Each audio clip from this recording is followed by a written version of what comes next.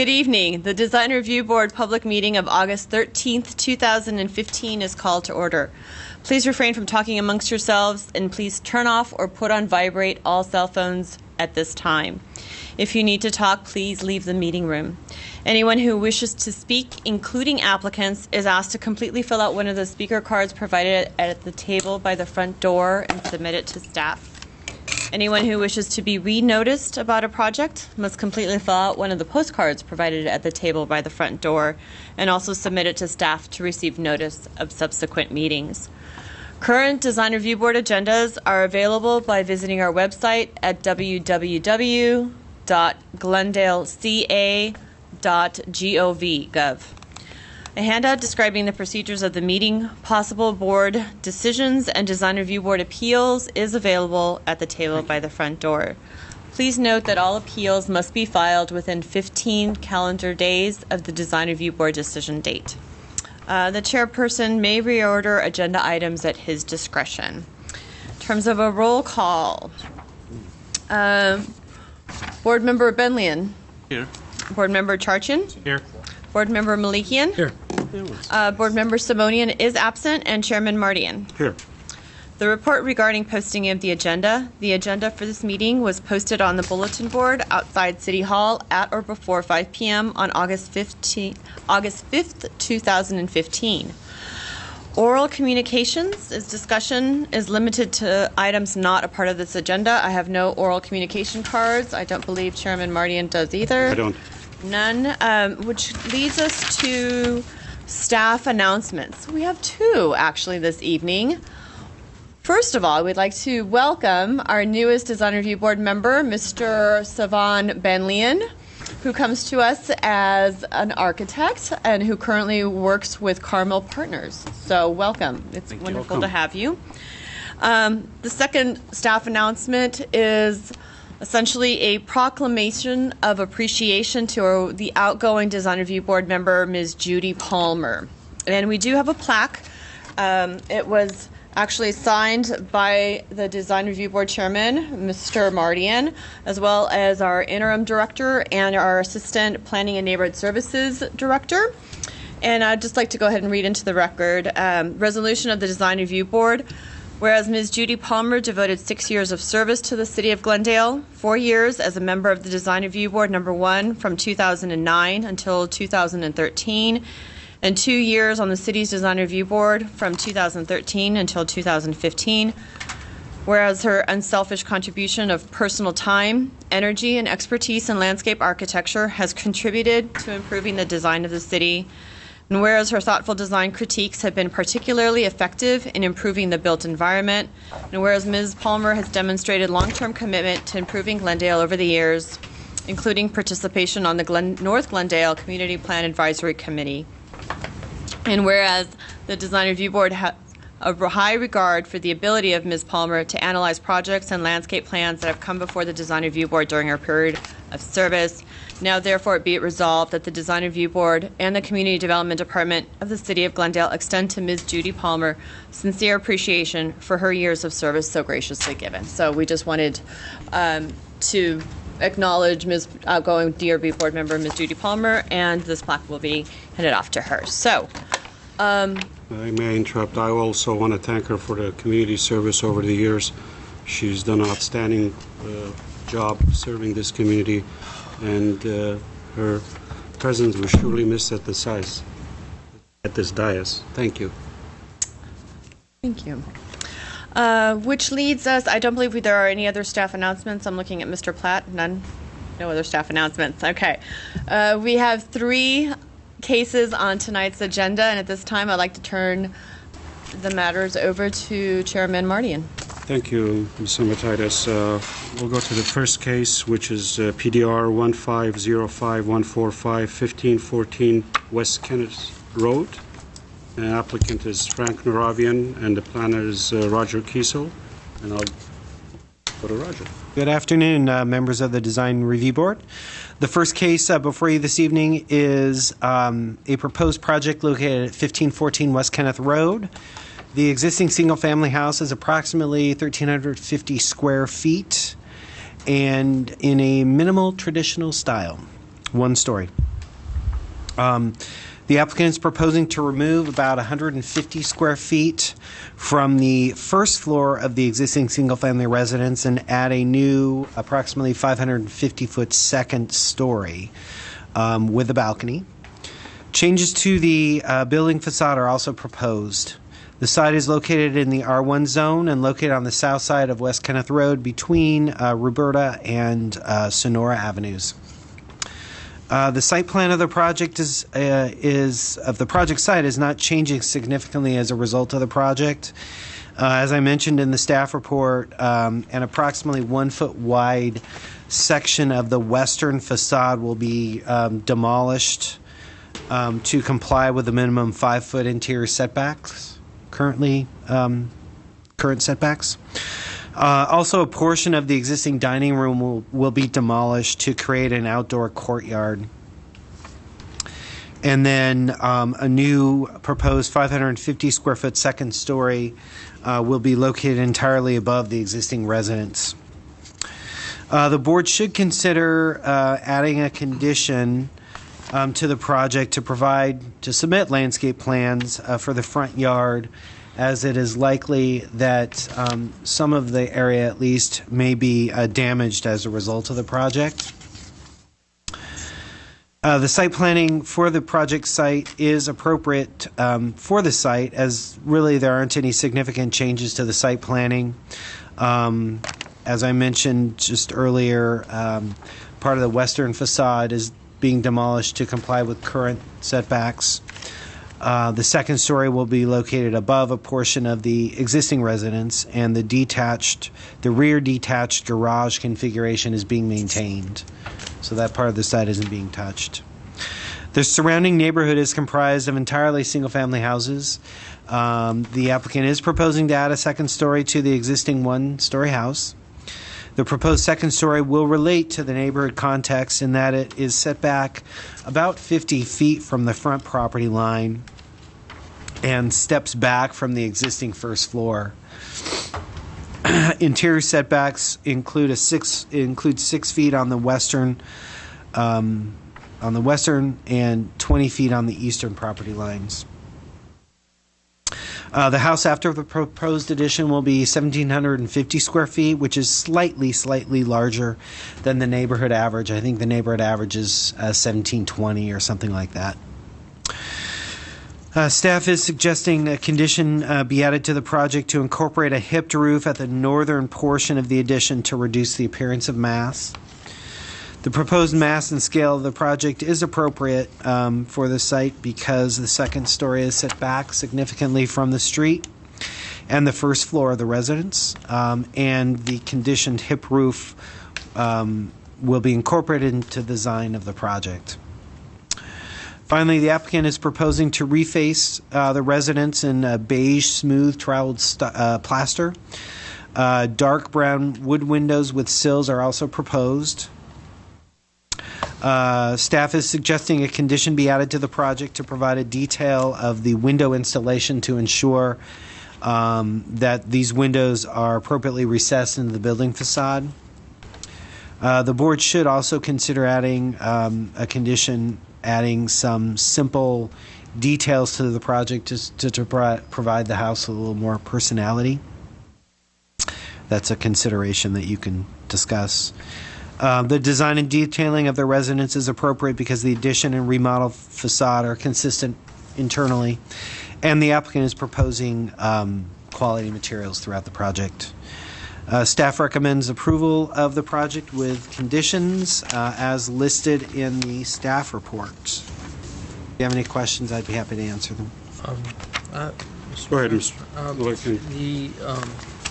The roof condition that we talked about, was it The hipped roof? the hip roof? Yeah. When you say north, you mean the front elevation because it's in a diagonal. So you're talking about the front elevation facing the street. I believe so, yes. Let me just confirm with. It is, okay. And then so the front end would have the hip roof. Yep. And then for the back it will be right. Just Okay. as proposed. Okay. And actually, I think, did you bring, the applicant saw the condition before, revised the plans, so if you want to look at that, when he comes up and speaks, he speak to that. You have a question, Mr. Churchill? No. Mr. Benoit? Yeah, I have a couple of questions actually. When you look at the floor plan, the proposed second floor plan, there are no windows on the eastern side. But when you look at the elevations, I see a couple of windows. So I don't know which is correct. Do we have windows or we don't have windows? Let's see, it looks like, Really, the elevations should be correct. Yeah, the elevations are correct. the elevations, yeah, and actually, Because this is where you're looking down to the neighbor. So I want to know on that wall, do you guys have any Right, windows there? Because the way I'm looking at the plan, there's no windows on that side. it looks on the plans I have, and I'll look and make sure we're looking at the same plans. There are two little windows in the larger bedroom that face east, and it's hard to tell, but then there are sills drawn. So on my plans, it looks like it's consistent with, excuse me, Pardon me. this.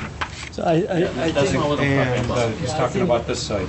Talking about this side here, oh, I'm No sorry. windows? I'm sorry.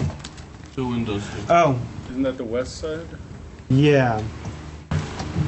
Okay, you're right there. It looks like there's a window here, Higher up. which is this, but you're correct in that I don't see anything here, which is that. So we can ask the applicant.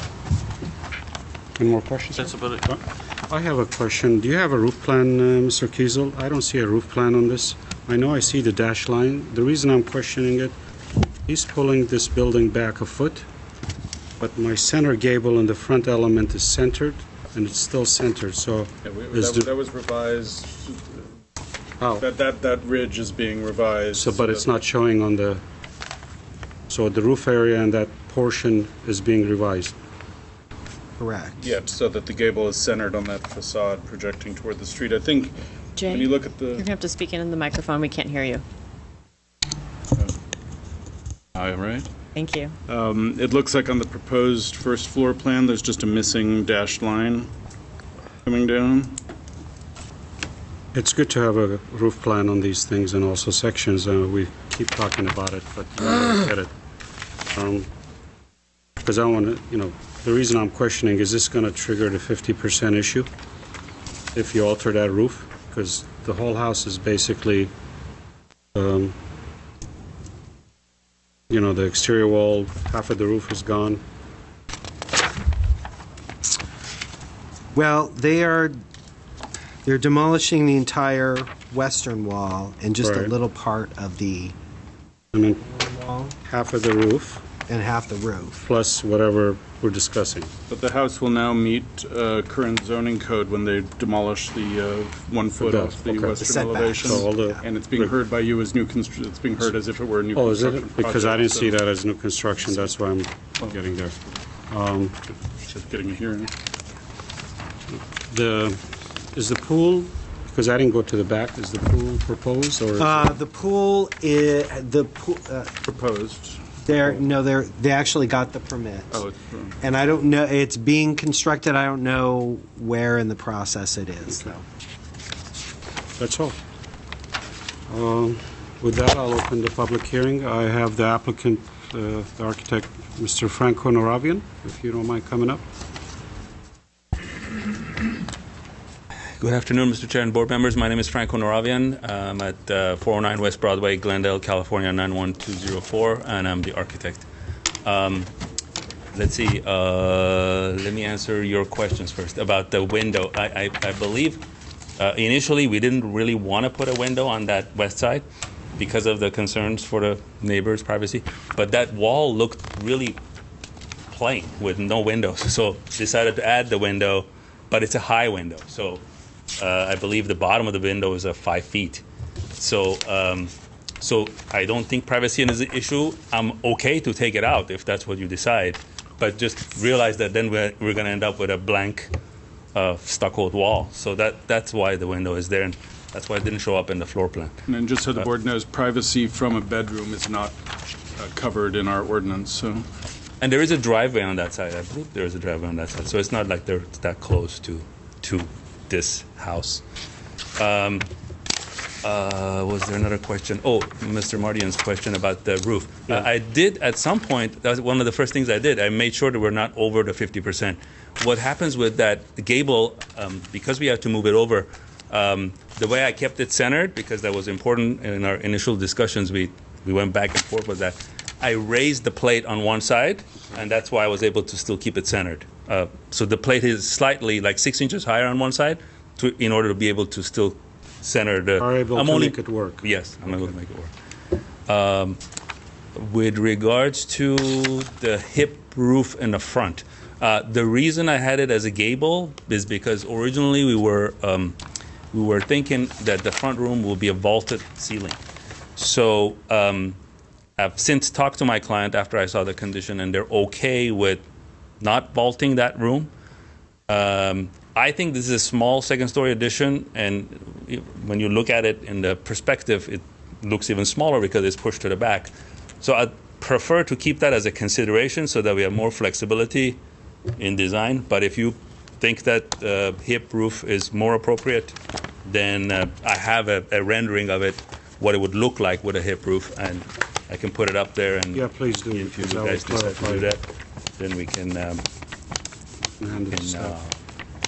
we can change it to that. And one last thing about the condition about the landscaping. Actually, my clients are very passionate about landscaping. All of the meetings we had on Saturdays as they were landscaping, and they started in the backyard. They've started the pool, and now they've since I submitted these plans, they've been doing the front yard. And if you've had a chance to drive by, there's already more landscaping than any of the pictures or any of the plans that I've submitted. So again, if we can leave that as a consideration, or some type of landscape plan can be submitted if you think that it's needed. But my point is they are already doing that without the board telling them to do that, because they like to do that. So if you should I Sure, approach yeah. it? Yeah, we'll pass it around.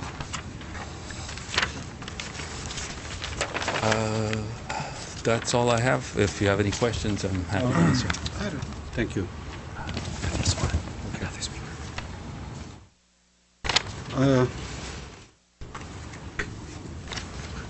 Now, you say this is, considered a new house. How does that porte-cochere, the carport, play a role as far as the setback? The porte-cochere actually has the setback. It meets setback requirements. It's not in. It's not in the. Yeah, you know how some porte-cocheres are right on the property line. This one actually has a setback, so not an issue. That's all I have. Anybody else? Yeah, I have a couple of questions.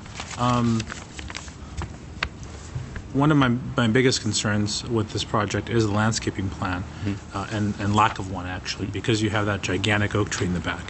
So what mitigation efforts are going to be done during construction to ensure the health of that oak tree? Absolutely. The one of the first things we did is talk to Anne-Marie Shea, the city's oak tree consultant, and we're not actually doing any work back there. In fact, after that, they went in and pulled a permit for the pool. The pool is already, I believe it's already started construction. It's there, yeah. And so then she issued mitigation measures. So if anything, the pool, there is mitigation measures to make sure while the pool is being built, nothing happens to the oak tree. And my clients certainly don't want anything to happen to the oak tree. That's the reason why they bought the land. So the second story addition doesn't go beyond the footprint. So there will be no need for it. There will be basically no impact to the oak tree as a result of the second story, because the pool is in between the house and the oak tree. So, I don't know if that answers your question. And then, was there a specific? I know this from a design perspective. One of the options that we would, I think, like to keep open, and I want to give you context for why I'm asking this question. Is that we sometimes want to play with pushing a property back to reduce mass, especially in a neighborhood such as Kenneth Village, where every single one of the neighbors is a single story, and you're proposing a second story. And I'm glad that you have the rendering on the hip roof. We'll get to that in a little bit. But was there some special reason that the pool was constructed already? Because it's in ground. It's just missing the plaster. I was there this morning. Right. No, the reason for going up is because the clients wanted a pool, but because of the oak tree, there's limited space to do a pool. So they decided to do the smallest pool. It's really, really small. What we're proposing is a very small pool. But I was there. Yeah. So they'd like to have some pool. No, the only reason is the project. This project took much longer than usual. It was just a delay, and so they wanted to do something. That's why they came in and they wanted to get started with some portion of it at least, while they're waiting for the rest of it to be approved by the design review board. And then the garage seems to be in not the best condition, but you have it as existing. Yes. Do you plan on doing any repairs to the garage? Yeah, it would match the house. So basically, re-stucco it, change the roof, so it would look new when we're done with it. Okay. But have you had it looked at for changing the rafters? Are you going to keep the exact same style? Yes, we keep exactly the same style. And then I think the hip roof design will address my other two concerns, so I'll leave that for now. Thank you, Mr. Milliken. Yeah, couple of questions. I lost my thought. Windows, you're calling them as wood windows, correct? But they're drawn as very thin, minimal, kind of an aluminum. Are they casement? Are they? Casement. They're Yeah, casement. casement So they're going to be. Are they going to have some sort of a frame that it's going to be? And how's the detail going to occur with the stucco and the frame? Is it going to be inset? Is it going to be flush with the stucco and those? See, the wood windows normally have a little bit of a recess themselves. So as a casement window, it would have a little bit of a recess. So I wasn't planning to use 2x6 walls or anything like that, if that's the question. So the plaster will be flush with the trim, Correct. and then the sill would project out. Project out. Correct. Okay. Yeah. All right. And then there are some large picture windows. Are there, like for example, on the it says side, but it's actually it's on the side driveway side. There's a large picture window. That's a fixed window, correct? An existing window. Yeah. That's an existing. So you're going to maintain, or you're going to replace? No, replace that? all the windows. Yeah. So wood windows. Wood windows. Okay. Correct. And then the ones that are on the I can get my bearings right. West-facing elevation. There's several of them that are along the side at the bottom, lower level. Those are casement as well. Yes. Okay. There was a comment in regards to materials. Any thoughts on that, or just being like a blank stucco box? Smooth stucco. I think I look at it as a small. To me, it's a small house, so I didn't feel that we needed to add any more detailing. But if you think that we need to, then we'll talk about that. It says wood guardrails, and it's drawn as a very thin, minimal picket. Is there any details or any thoughts on that? How that's going to be? Not yet, but I mean, if you, it really doesn't make. If you prefer us to go with something heavier, that's okay, or even wrought iron is okay. It seems like it's drawn as a wrought iron, but I don't think a wood would appear this way. You're going to have posts and stuff, and heavier, so it'd be like a 4x4 post, and then you got the thinner materials. Right. So that was one of the questions. And then going to the garage, on the side, I only see two sides of the elevations, and then how the ridge edges of the ends of the ridge are cut as a hip. Right. is there a reason that they're in the different angles and stuff, or is it something that you're planning because you're replacing the roof, right? So no, we're replacing the roofing, not the Roofing. roof structure. Roof structure. That's how the existing roof structure Right, I understand. is. So you're just gonna leave what's there and just gonna replace what's okay. Right. And then the fascia and everything are gonna be added on to the garage Yeah. as you're gonna be okay. Now, there's a door that is shown as a glass, single pane glass, there's no buttons or anything. I'm assuming that without seeing the front elevation or the front entry door, is there any thought of kind of keeping Type of what type of a door? Is it solid door? Is it Yeah.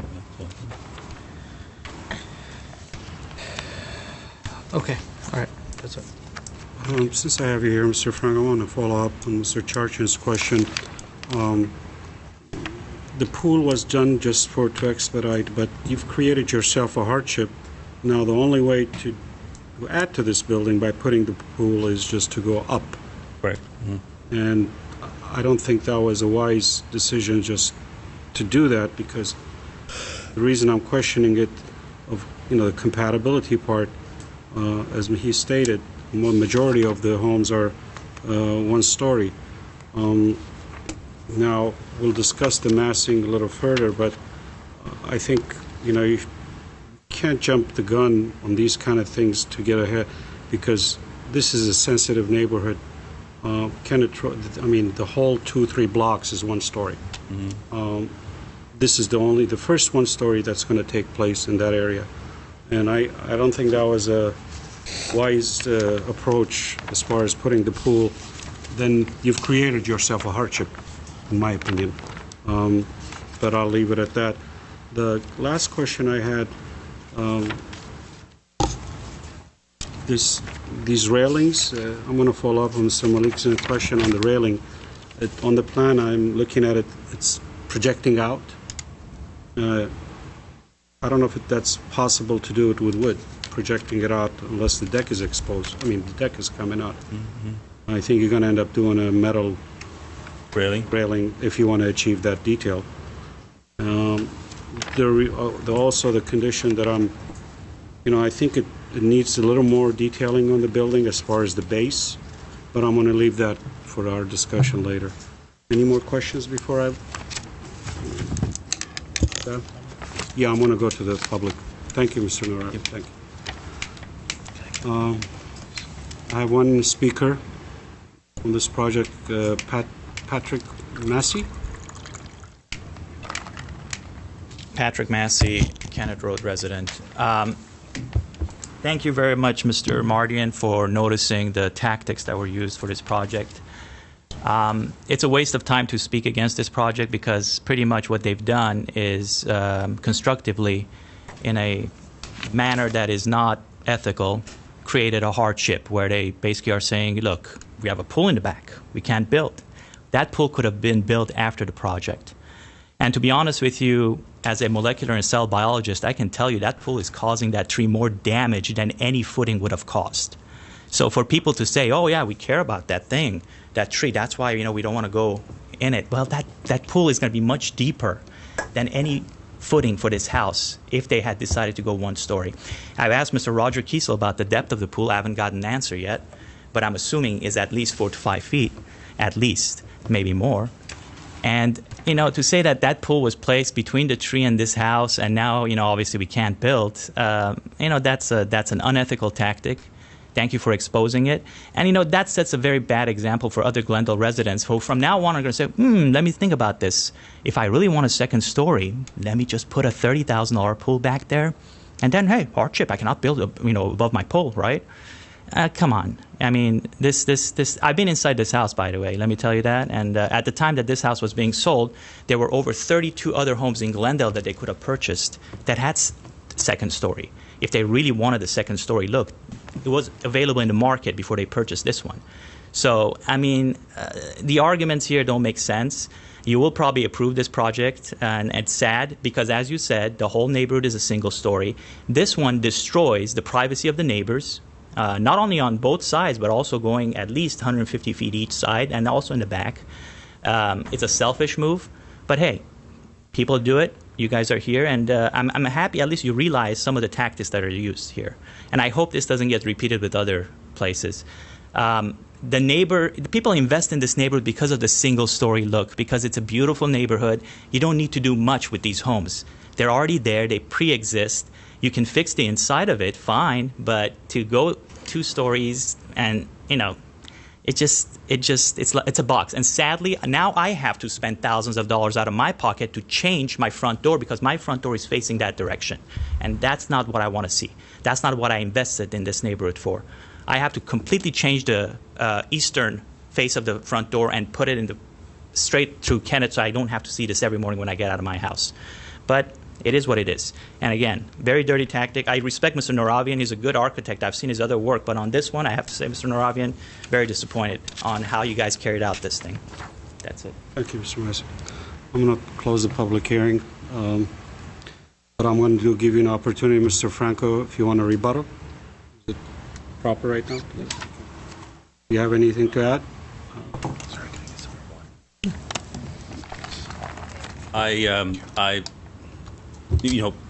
I guarantee you it wasn't done intentionally. The intention wasn't to start the pool and say that we submitted this project in April and it was just taking so long that the homeowner was getting impatient, and I don't know when the public gets notified, but we didn't think that any of the neighbors were going to be even here. I'm surprised to see someone here, actually.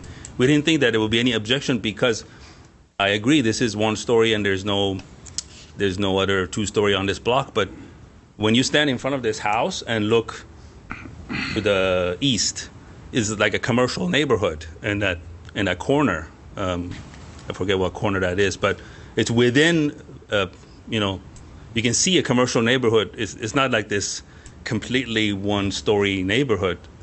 So I didn't think that a small 2nd story in the back would be an issue.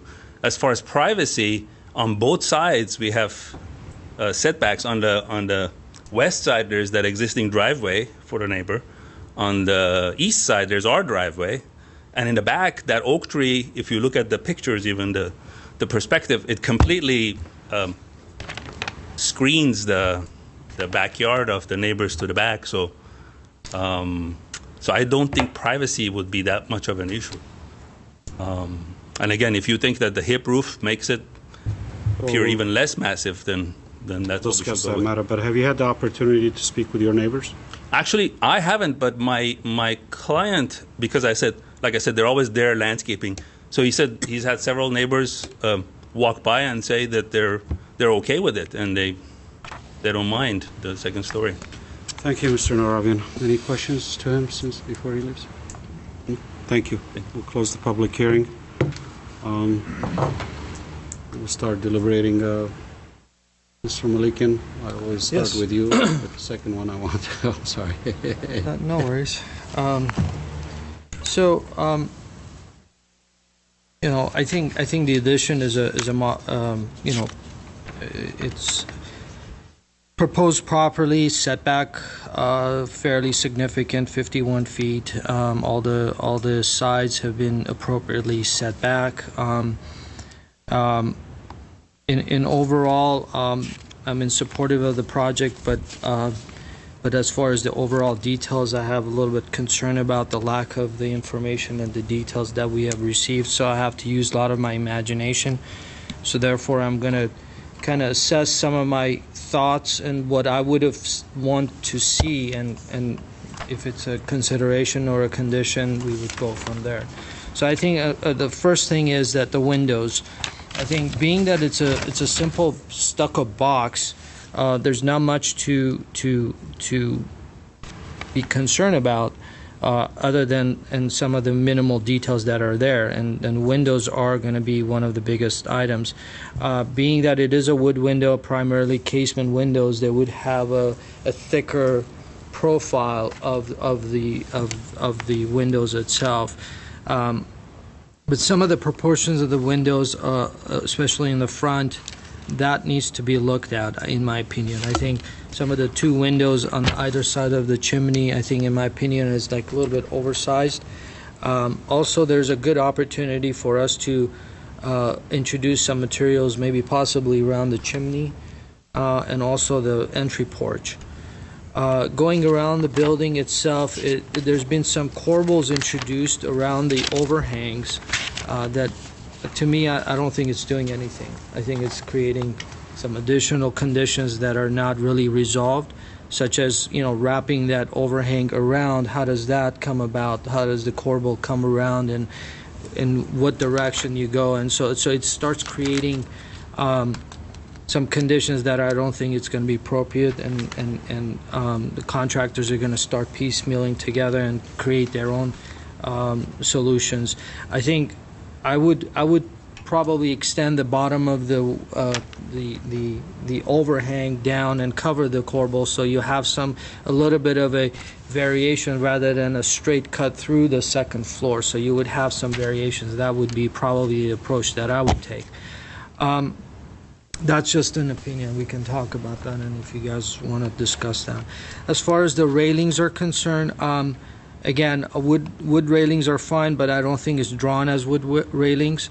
I don't think it's going to look at that type of a detail. I think if you're going to be proposing very thin members, then it's either going to be a wrought iron or it's going to be some sort of a wood combination of wood and steel. So those details I would feel comfortable to be included in the set so that staff can review and okay that. One of the areas that I'm a little bit concerned about are some of these underside of these overhangs, and being that it's a simple addition. You created this balcony above. So right under the balcony, it seems like it's being. I don't have a reflected ceiling or any information, but based on the rendering, I can see a plastered soffit, which I think it governs for us to have some sort of a wood finish, as you would want to see in the carport as well as the entry port. So those areas, I think that definitely there is an opportunity for us to add some details, some finer elements there that will enrich in the architecture itself.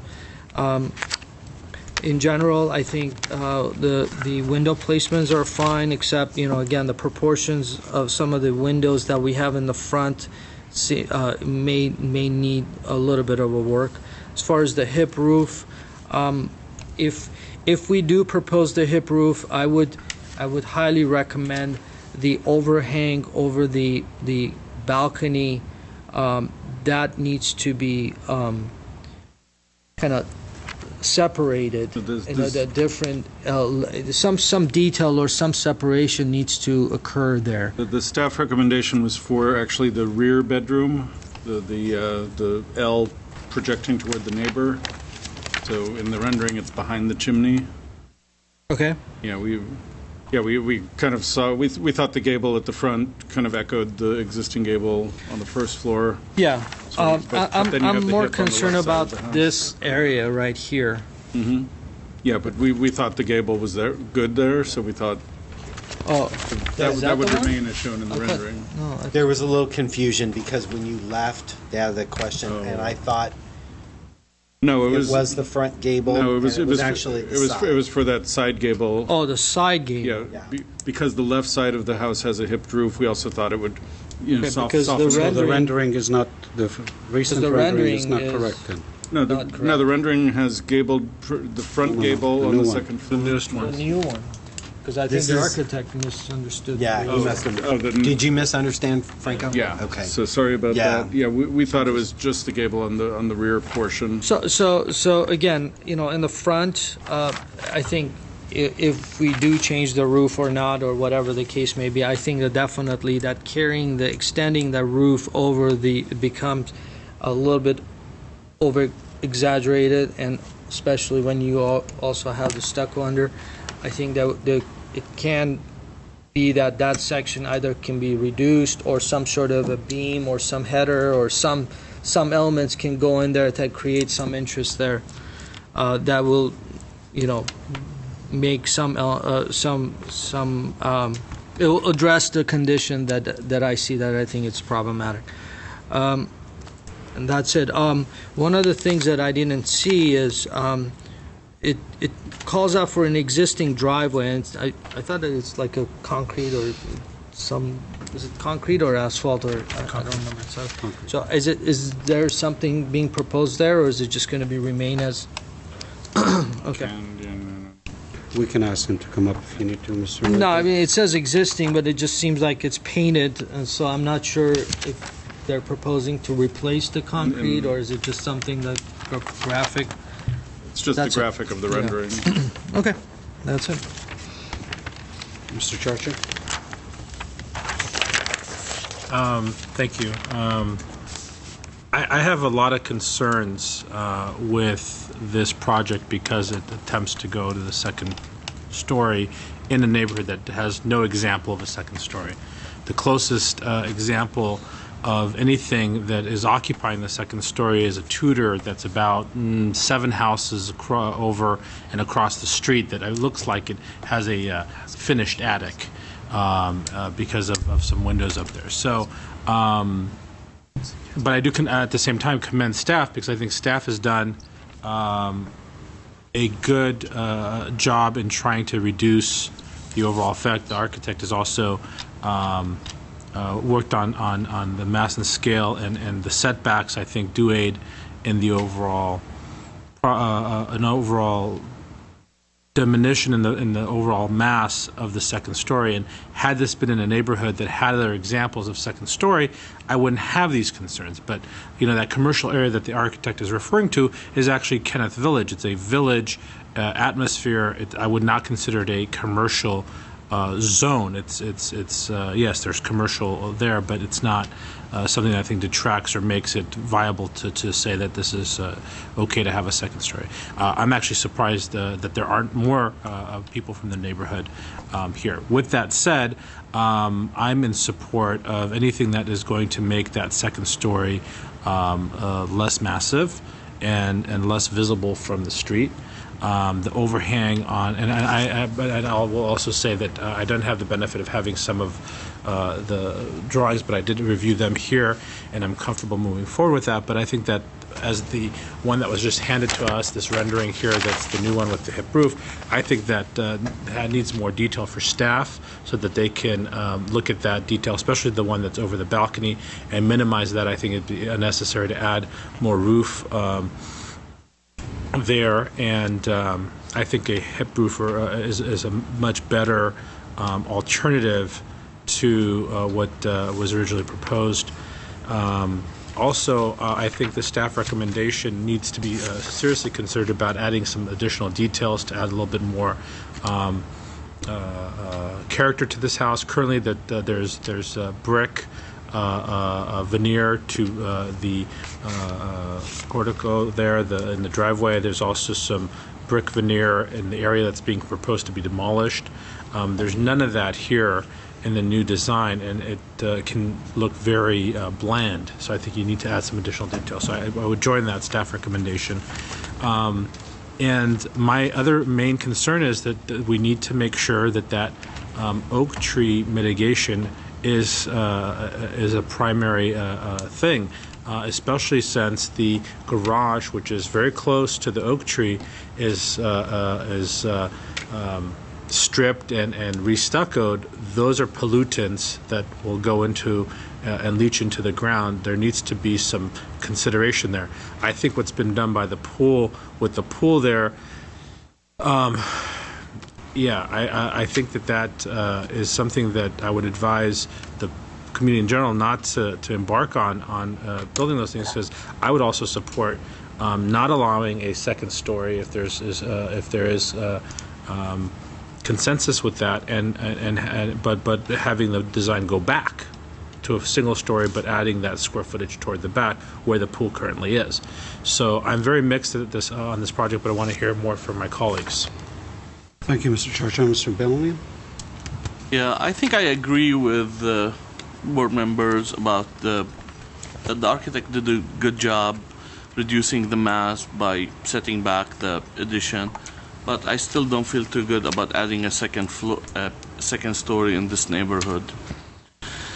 And I also like I like the courtyard that the architect created. I think this adds some character to the house and add some good stuff to it. In terms of, I think the hip roof design, I think it needs to be looked at again and go back to staff to look at it again. And I also agree with Mr. Malikian. The proportion of the windows on the front elevation, it's not working. It's not working for me. You can look at the right-hand side. I mean, the upper window and the lower window, they're totally different proportion. I mean, if you look at the rear elevation, the rear elevation has more symmetry and looks better than the front elevation, where nobody's going to see the rear elevation. And besides that, also the house needs some details. It needs some cladding, needs some siding. It lacks character. And by you mentioning that you added that window just because it looks so blank, I don't buy that. That window, I mean, in my opinion, shouldn't be there, and that whole elevation has to be redesigned. And you need to use like different materials, like Mr. Malikian mentioned or Mr. Shorshian, bricks, siding, something. It looks so. It just doesn't have any character, in my opinion. So, these are my comments. So, Mr. Balanian, to clarify, are you in support of this project, or? I think I'm in support if we add adding the details and redesigning the hip roof as conditions. Thank you. I do concur with my colleagues on some of the comments, but I still, I know Mr. Franco has been here, has done a good project, but in this particular street, this street is predominantly one story. I know the addition is minimal, but I have resentment about doing the second story addition where, the whole street is one story. And again, I do agree with Mr. Chair, that argument that Kennett Village is the other side. As you enter this block, you're all in one story condition. So, and if my colleagues, and I do agree with my colleagues that the hip roof should be incorporated, and we have suggested several projects that have such neighborhoods that, the mass and scale is very, very critical when there is no two-story. And I'm really, one thing that puzzles me, because there was room to add on this house in the back without going two-story, but of course, everybody has needs, they want a pool. But I do concur with my colleagues that some additional detailing should take place on the base or the chimney. Now, one clarification I want to ask staff, because the rendering shows no corbels, but I'm looking at the elevations, there's corbels under the gable and the edges. So which one is it? Those are beam ends, it looks like. Yeah, the beam exposed beams. But we always trust elevations over renderings. So over the rendering, okay. Now, if I may ask Mr. Noravian if he can come up, I'm going to open the public hearing. Clarify the condition that Mr. Malikian is talking about, the underside of the eaves? Yeah. Is it boxed in with stucco, or is it? No, actually, no, it's open. No, we would prefer to have open beams. So yeah. Open beams. I mean, I'm talking about under the eave. Yeah, under so the it's eave. Right. It's just a fascia. You see the tongue and groove underneath. Right.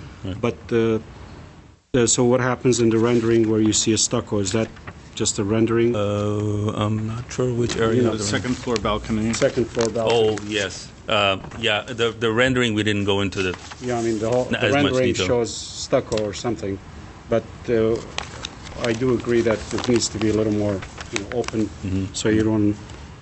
And if we do decide to go with a hip roof, you need to work out that balcony roof. If I can clarify some of the plainness that we were all concerned about, I think the reason why that happened is originally we wanted this house to actually be a Spanish house with the Spanish tile roof. But in talking to the engineers, it turned out that it would have so much reinforcement on those rafters because of the heavier roof that then we would have exceeded the 50%. And so the decision was made to go with a simple composition. Yeah, but clarify for me, you mentioned that, because I asked that question earlier about the 50%, and there was no issue because he's pulling the building back 5 feet and... No, we're still under I'm not exceeding 50%, even when I'm pulling the building Yeah, back. but you just said you were worried about exceeding 50%, and we're not. I Would have had to think rebuild the roof. he would have had to rebuild the roof had he followed through on the Spanish style, think he's talking which about more was cost. initially what this house was going to look like. Okay. And then at some point, they got this information. We got a rendering through internal meetings that it was a Spanish house with a comp roof, and we said, well, you need to decide. Okay. And so they went in this direction. Okay, thank you, Mr. Navarro. Sure. Close the public hearing. So you want to go, I need a direction from my board members, how they want to proceed, whether there's a support on this project, and if there is, let's make a motion. I wasn't clear. All three of you guys had an issue with the second story, so I don't have that big of an issue. Being that, yes, within the block it's the first one, but within the vicinity of, there's definitely two-story buildings around. So we're not setting a precedent in the area of creating a second story. Now, if this story, on the other hand, if this was proposing, if this proposal was right in the front and other issues would have been, brought up, but at this moment, it's 58 plus feet back. Honestly, it's so far back that I don't even know how much of that is going to be apparent.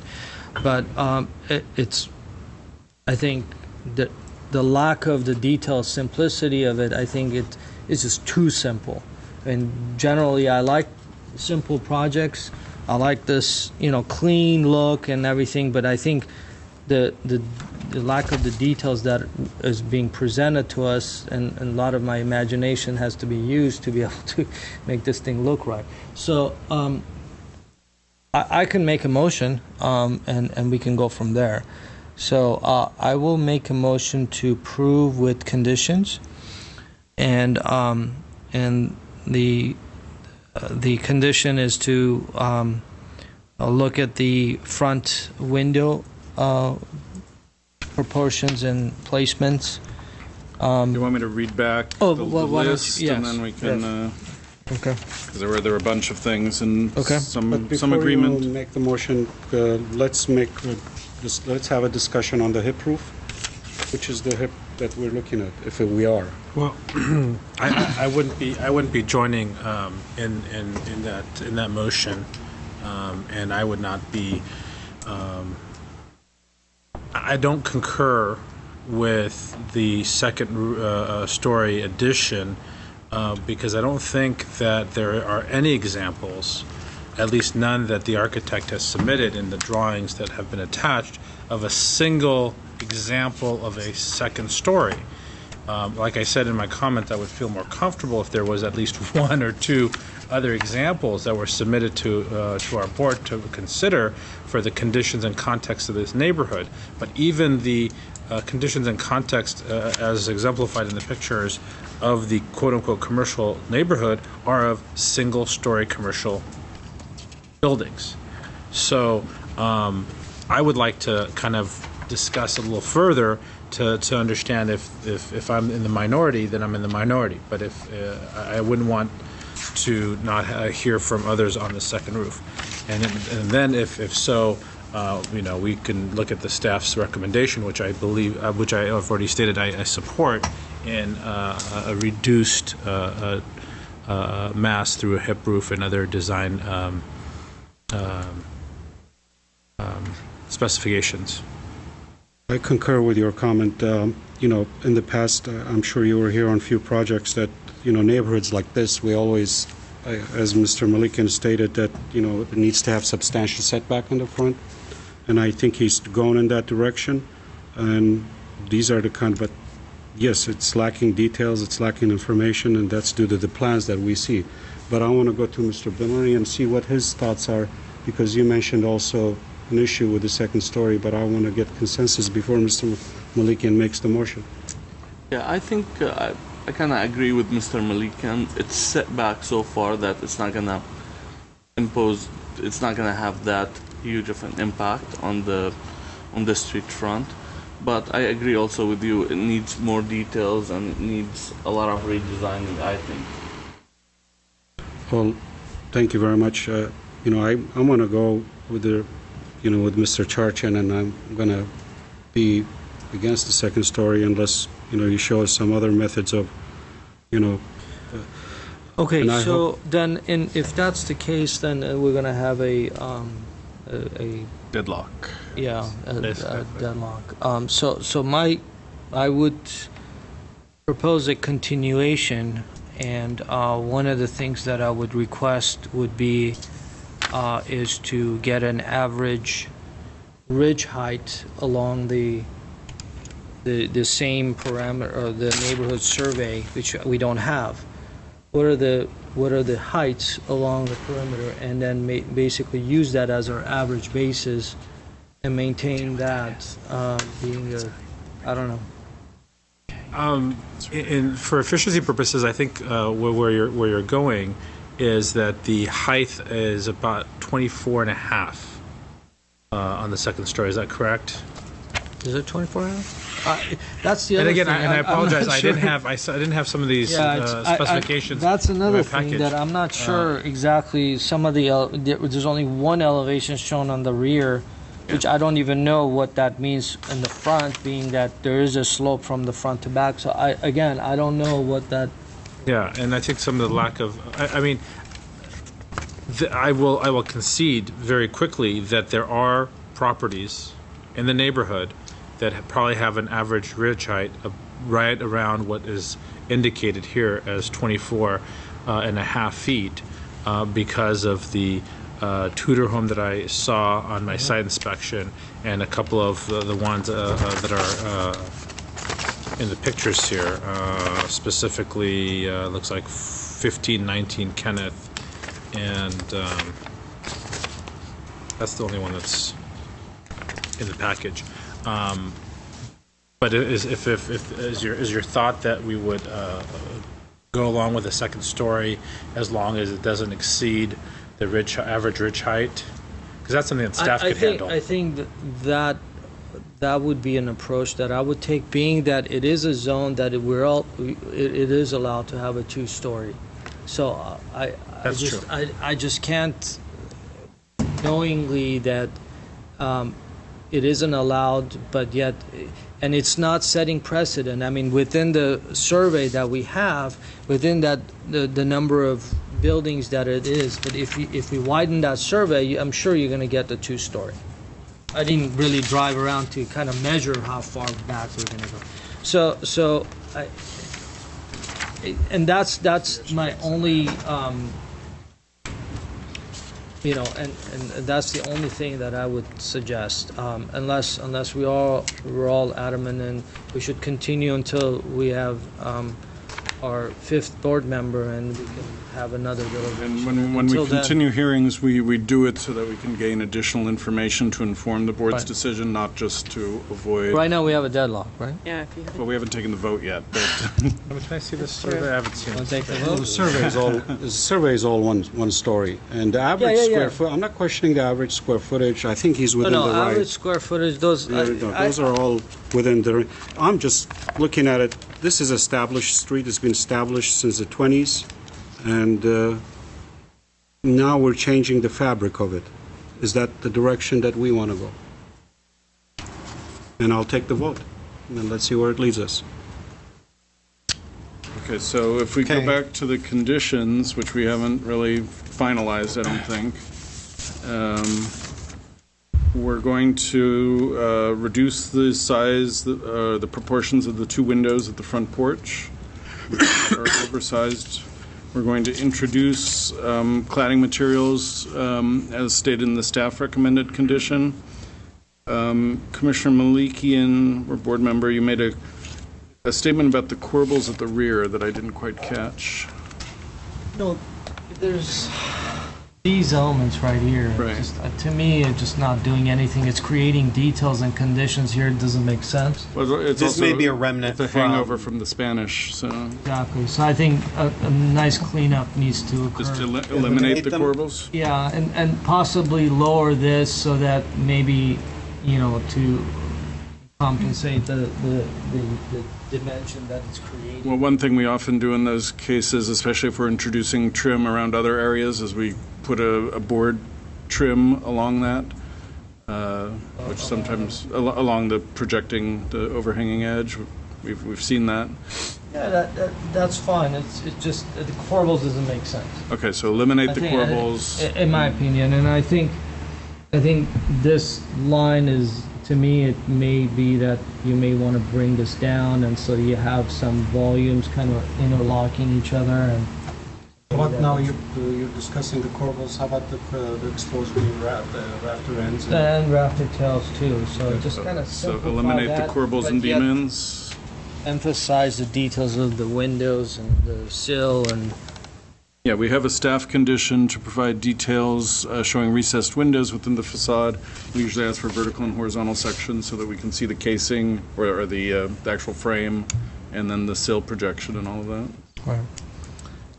We have a condition about the railings. They need to be drawn accurately, whether they're wood or metal, but there was a question whether some of the railings at the kind of courtyard on the side that are applied to the face of the wall, if those would really survive as wood railings. But one way or the other, you're okay with wood or metal, and we'll get the drawings to reflect that. Yeah, it looks like a wrought iron, but it's calling out a wood railing. Sure. If it is a wood railing, it should be drawn and detailed accordingly. Okay, if the, depending on how the resolution happens with the hipped roof, we'll make sure that if that balcony stays in its current condition, the underside of the balcony will be treated to expose the structure rather than to have it plastered. I believe everyone supports a hipped roof all around the addition, and then we'll just have to find resolution for how the roof over the balcony is treated. Talked about the cladding details. We'll verify with the city arborist that the oak tree mitigation that was done for the pool, whether that's still valid in terms of the new work at the garage and any potential effects that could have on the tree. Hipped roof. In one condition, we needed a material added to the chimney and the base, or Oh, so specifically, or should we look at that holistically and see what works? So over here, I think there's a good opportunity for us to introduce some material on this, just like some base along the side and the back, being that it's all landscaped here. Right. So you may want to have some sort of a base. So we'll introduce some sort of wainscoting base. That material can also rise up on the chimney. We also, at staff level, we thought the first floor front gable, which currently has some vertical wood siding, would benefit from having siding. on the second floor? Yes. Not on the first floor. First floor. Second floor looks like the gables might go away if the second floor doesn't itself go away. So, Yeah, I would mean support that. and then we had a redesign the west elevation, focusing on the window placement and proportions to get a better treatment on that side. That's the upper level, right? Second floor, right. Second floor. And I believe that's everything, yeah. Okay. Mr. Platt, was there not a staff recommendation for the window details to be submitted to staff? Yeah, Okay, so was that read off as one of the yeah, I conditions? mentioned that. Okay.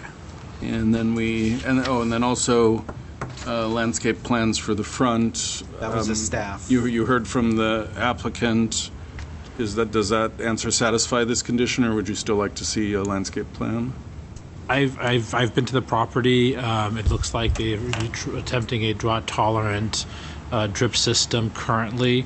So I do believe that the applicant is, at least the owners are interested in going with that. So I think that that's fine for them to submit to staff personally.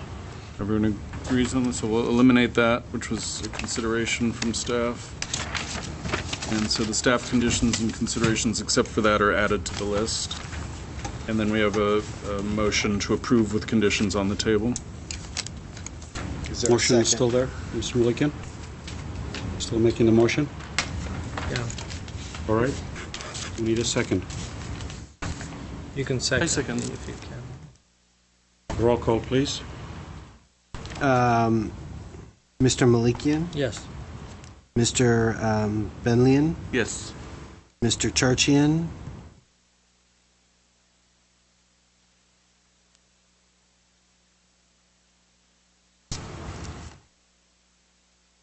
Yes. and Mr. Mardian. No.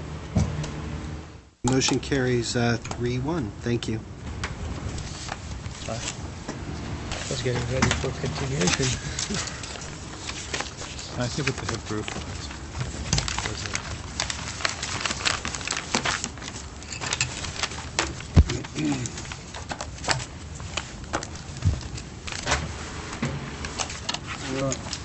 Before we start the next case, I'm going to reiterate what I've said before, and I think that my colleagues have said it before.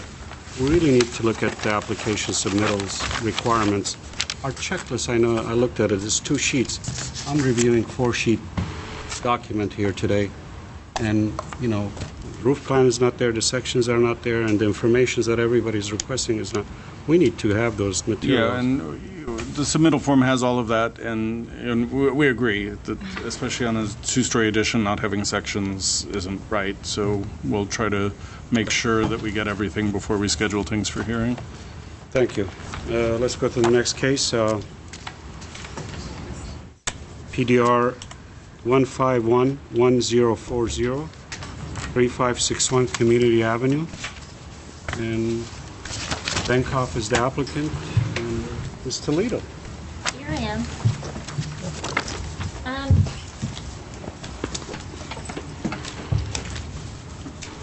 So the plans are all the way on this side of the panel.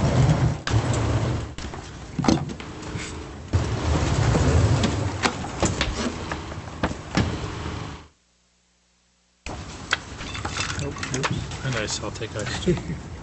Oh, sure, yeah. Fine. No.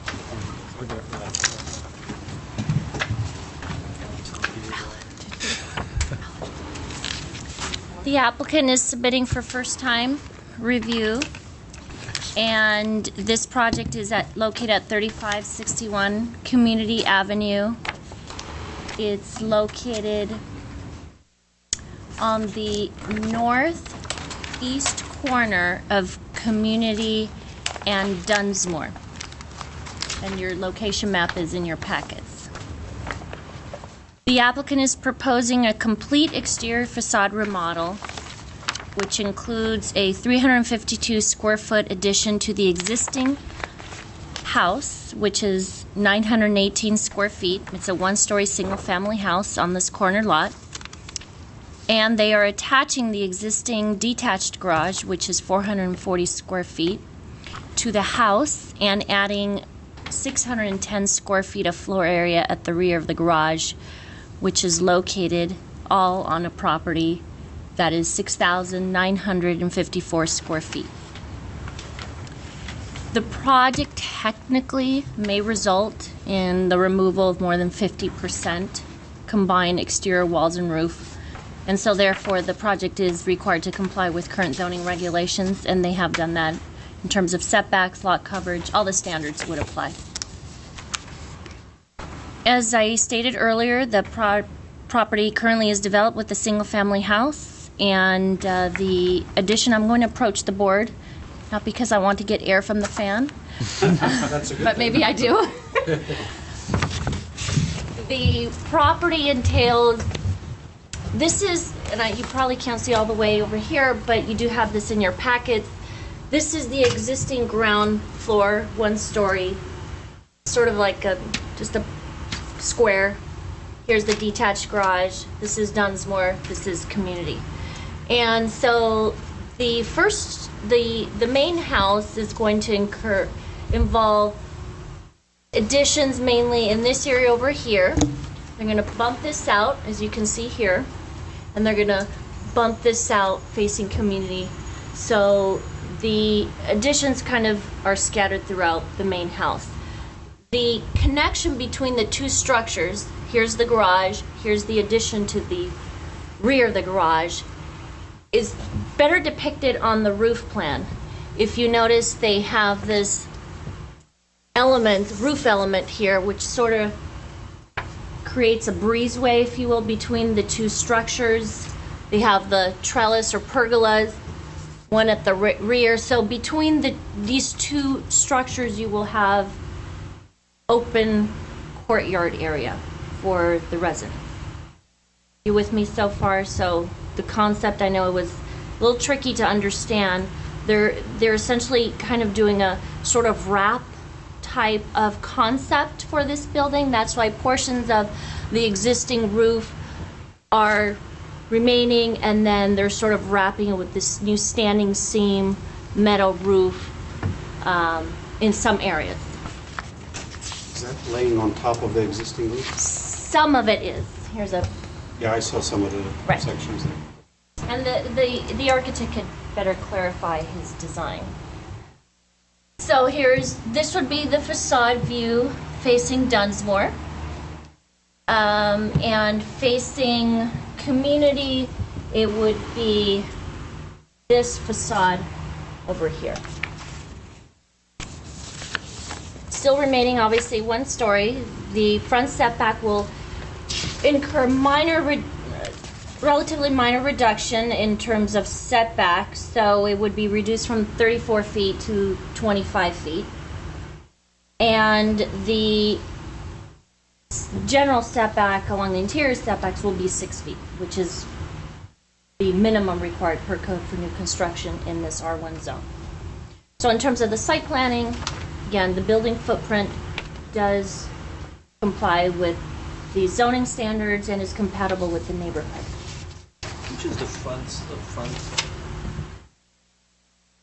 This is Community Avenue. The Over here? It would be this side over here. outside, right? Yeah. Some of the landscaping, now that you've pointed to the landscape plan, the landscape concept will change. The palette will be more in keeping with the modern design of the building.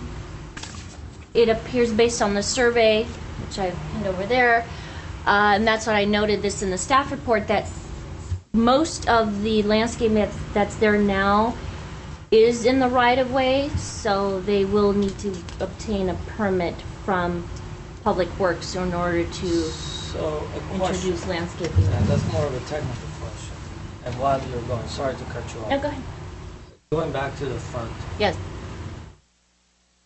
how far is the front yard? Is it just right at the corner, and then the rest of it becomes? No, they sidewalk? have a 25-foot setback. Let me... Yeah, but 25-foot setback is from this corner to this line. So as you get closer, it becomes, so it should be like that, right? Here's the line here. Here's the setback line.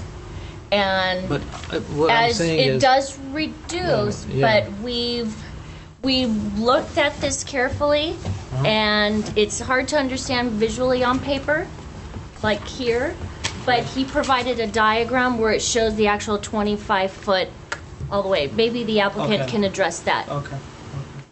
He And has a we will survey further here. verify that during plan check. But is he pushing the building out in the front too? Yeah. Correct? Yes, he has a 34-foot setback, and it will be 25. Well, I'm looking at the survey, my property line is in here. So this is all street right away. Because this curves, there's a portion of it that you may think it should be 25, but it's actually Okay, 6. that's what I was, yeah. Okay, Right. Okay, all right. Okay. That's Sorry. why Sorry that to- diagram, we will require that during plan checks. because it's a little tricky because it's a corner property. In terms of the mass and scale, it does appear to be compatible and complementary to the existing and the general neighborhood because it is mainly one story.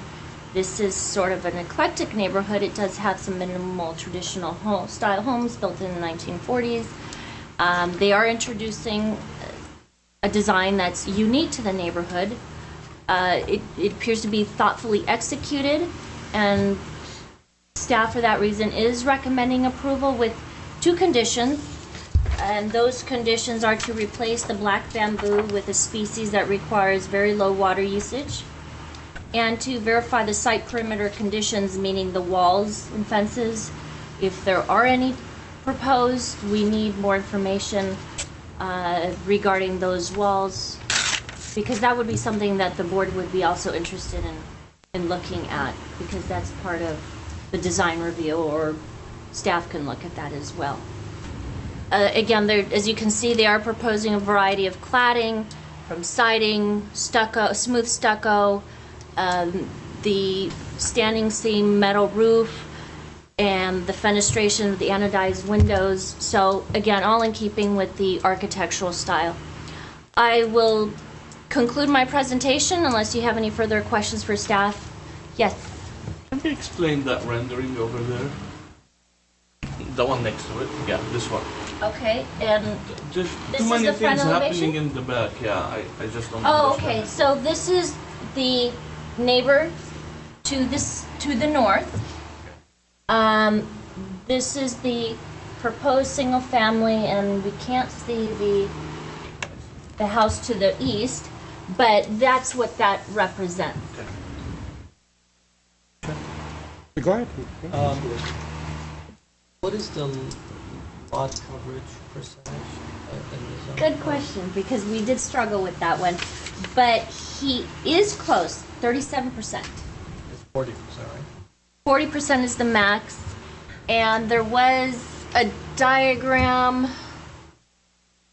I want to see which one was it. Well, I basically took it off the. Okay. So some of the decks that are less than 18 inches high, Yeah, the Counts decks are as- less than 18 inches, so we don't include that. And obviously, the areas that have the trellis, we don't include that because that is not completely covered. So it would be subtracting this, this is a void space, subtract that, etc. And then the last question, that added guest house, is it a guest No, house? Or it's all one building. So technically, because they're attaching, that the roof- sink and the counter and all that Right. stuff, kitchenette and stuff, that's still okay? well, I don't Isn't see a that kitchenette. right there? I see a living area and a bedroom and a bathroom and a closet. And So then it's there's a more, sink there. And, Yeah, but he's connecting the building. but he's all- connecting the building. So let's say they did put a wet bar, a sink, or a Got it, counter. got it. It's still all one building. And before I forget, there was a letter that we distributed that was a letter in support from the neighbors to the east, I believe. Is that this one?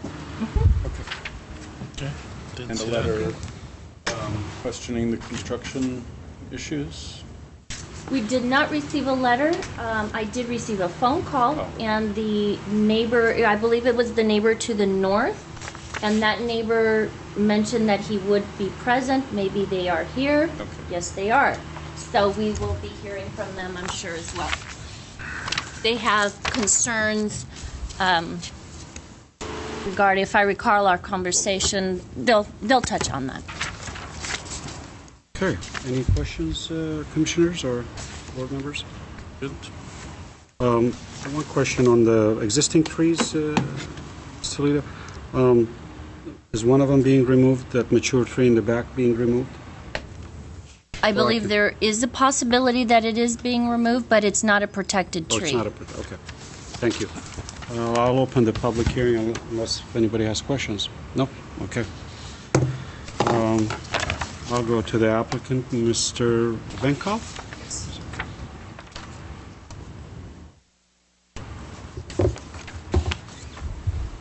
Okay. Good evening. My name is Ivo Vankov. I'm an architect and a general contractor who will be also building the project. So I don't know if you had a chance to take a look at our design statement. May as well read it out to you because it summarizes the project the best way. The PP residence remodel is another sustainable example of our office's envelope concept. The building follows the site topography considerate with the neighborhood scale and height. The lot has a gentle slope to the south, which blends with the new sustainable envelope and aeration pattern. Massing and volume relations are well within the neighborhood characteristics. The addition is in fact a new take on the classical atrium composition, in combination with a modern design language and carefully planned sustainability. Most of the existing home's foundation and exterior walls remain intact, and this is something that Milka mentioned. We are right around the 50% demo for exterior perimeter, along with a single existing bathroom. Nevertheless, with only 325 square feet addition to the main home and partially elevated ceilings, the remodel makes a dramatic difference in form, function, and feel. In a very honest approach, and I would definitely call this honest because it shows which is existing and what is new, portions of the old walls and roof are preserved, strengthened, and resurfaced, clearly indicating the old house, while the new structure wraps around like a delicate, elongated scarf, I would say. An artist studio, and that answers your question, what was the room in the back? It's an artist studio. Our clients are here as well, the owners. She's an avid artist. And a bedroom are added to the garage accessory building to the north, and both volumes are unified with the new atrium with 3 fixed pergola elements to the west, north, and east. They create a permanent ventilated shadow cushion over the essential outdoor areas, thus lowering the overall energy balance of the building. Aesthetically, they also balance the solid portion of the atrium roof and create a light, airy feeling and a logical transition from sidewalk through public right-of-way to the building itself, as well as an articulated buffer zone, while promoting elevated sustainable standards with zero maintenance passive approach. Height is kept substantially below the limit. The building remains a one-story building, a one-story volume at about the extent of the existing structures, while the ridge lines of the new roof tie visually with the surrounding mountain profiles. Exposure and translucency are carefully controlled in regards to privacy. Lower portions of street and neighbor exposed windows are handled with white glass and appropriate floral fencing. The new standing seam light gray metal roof minimizes summer heat intake and is also meant as a rainwater channeling device. Gathered rainwater will be used for landscape watering. Use of photovoltaics is planned to the south and possibly east roof planes, with panels conveniently clipping to the metal standing seams. Material selection is within our earthy sustainable palette. The home promotes use of natural, easy yet elegant materials and finishes. Two-tone smooth steel trowel plaster, recycled honey-colored outdoor wood decking and siding with matching ceramic floor tiling over the new slab-on-grate addition. Darker bronze standardized aluminum windows and doors accent the exterior and tie aesthetically with the overall color scheme of the home. In combination with the rest, this color palette provides a lively yet tranquil environment with high sustainability and low impact. The landscape takes advantage of the existing living trees on the site, only the existing living ones, with additional overall drought-resistant flora. Water conservation and recycling are some of the major points of the development, which reflect the owner's high environmental standards. Spot irrigation is provided through locally produced rainbird system and predominantly native SoCal plant material. Permeable paving is installed throughout the drive and the new entry walkway, reaffirming low-impact development standards. Landscape lighting will be at low elevation solar-powered LEDs. The home exterior lighting is concentrated in the atrium, away from the street and the neighboring properties. We believe that our design approach is well suited for the comprehensive design guidelines of the City of Glendale, and it will create an excellent environment with a new, sustainable, modern approach. Thank you, Mr. Vanderkopf. Any questions to the applicant?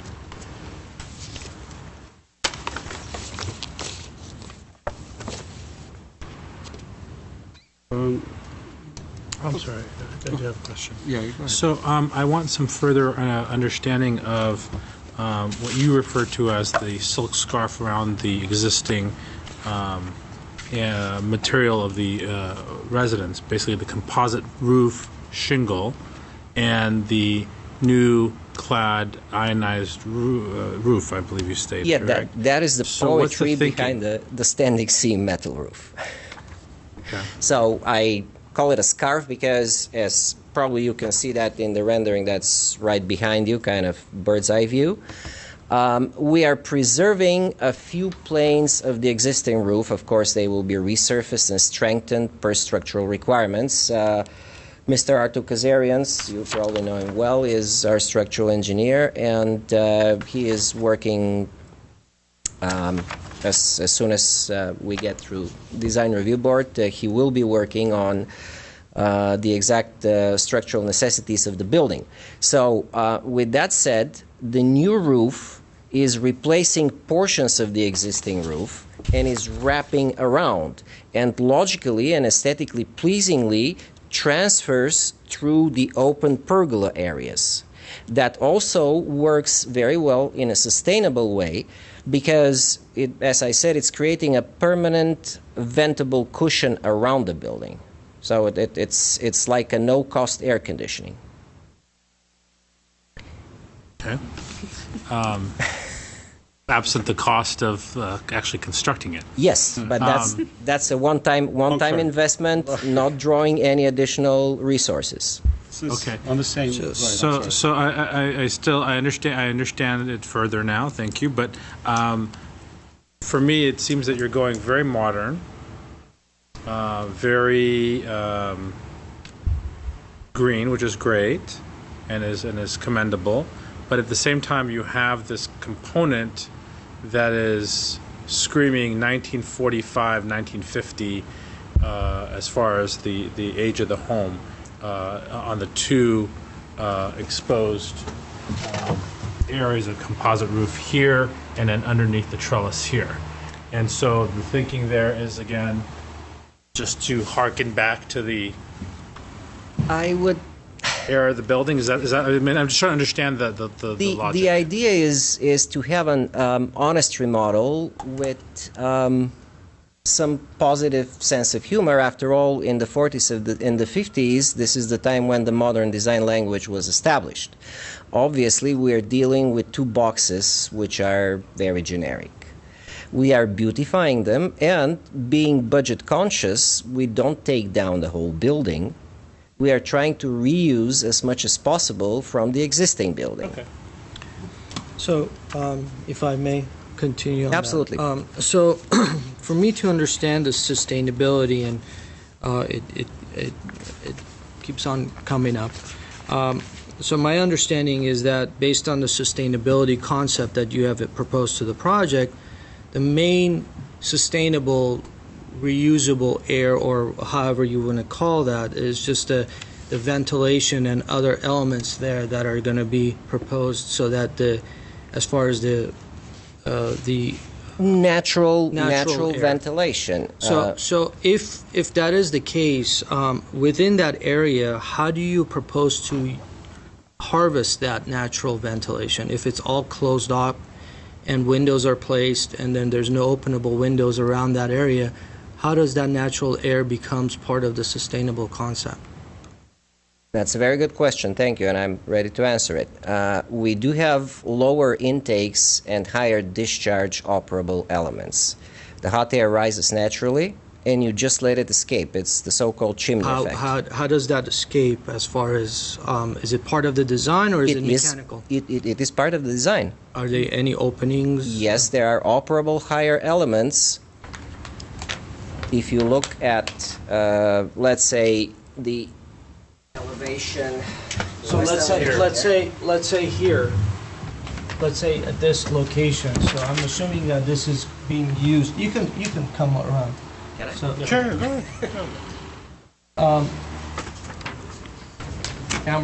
Camera doesn't work anyway, so it's being recorded. And So the good to do. air that as it travels. So what you're saying is that to harvest this air, these windows are openable. One pane of them is open, and usually that is done with a remote motor or a crank. Right. So these angled glass, and so it just kind of work. No. It will have a mullion here, so a small horizontal part of it will be operable, and on the other one, on the other side, is horizontal, which is this one. Okay. So taking this to a next level. Other than the air, harvesting the air, what other sustainable components do you have? The permanent shadow that cools off. Atrium concept, which comes from Greece and Rome, was developed in a very hot climate. So they had this atrium, a little pond in the middle. We don't have a pond, but they had the pond, and they let the hot air escape naturally. Right, so we are creating this. So your biggest key as far as sustainability is the shadow and creating the atrium and bringing the air. Yes. Low maintenance vegetation, Okay. drought-tolerant vegetation. Okay. We are also channeling the rainwater into, If we have any rain. if we have any rain. So in your concept, have you thought of reusing any of the materials, any of the lumber, any of the framing, any of these? Absolutely. As far as the Absolutely. reusability and part of the design of the exterior. So has that been, like, for example, these wood lumbers, are they I specifically said that they are recycled.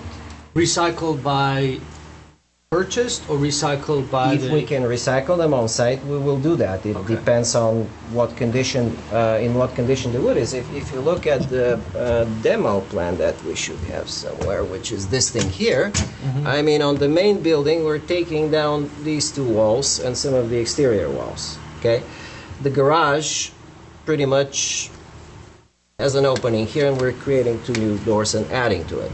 So there is a 3 feet level difference in between both buildings. That's why we are creating a slightly elevated pad right here by a foot, so that we have a smoother transition to the atrium. And it all works really well. The opening is right above here, is right here, and we create a natural draft that could circulate through. So, and then talking about, you mentioned something about the formation of the roof has to do with the formation of the silhouette of the mountains in the back. To me, it looks like a mountain silhouette, more or less. I mean, it's But not has- illustrated. Has this formation? If we let me put it in a different way. If in our deliberation, if we come back and say, you know what, I like this to be higher and this moved up and this turned, what is that going to do to your design? Is it randomly placed? Did you pull a Frank Gehry on us, or is it just a? Did it happen because of a reason, or is it?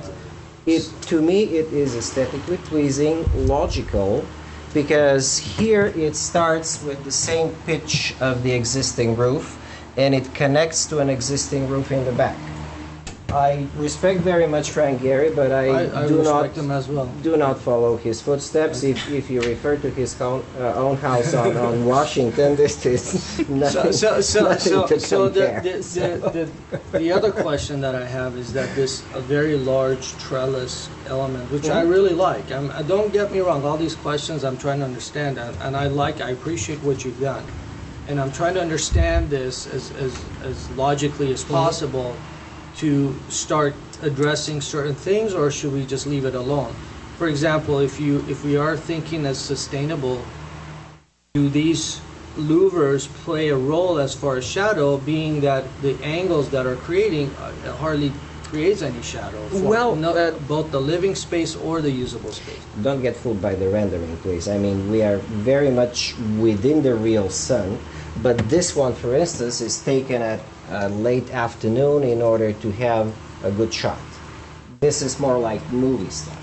So, during construction documents, we will establish the exact angle of the louvers, which will give us the best shadowing of this patio here. This is an existing, by the way, concrete patio, which gets into the public right-of-way. We are not extending it beyond the property line. The concern that I have is, being that it is facing northwest, does it really work being that it is parallel, or would it work in a benefit of actual truly being sustainable, creating shadows and creating a vertical element there that would actually truly become a shadow element rather than more of an architectural It will create some element. shadow, and because this is, again, work in progress, which will be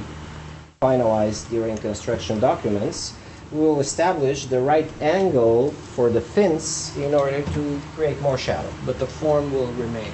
I personally have a feeling that it will remain. Our clients like it. We believe it's a rather handsome pergola. Thank you. Sure. Since I have you up here, Absolutely. This section here, so I'm going back to the skin that you're adding. Yeah. What was it? I need my glasses. Right.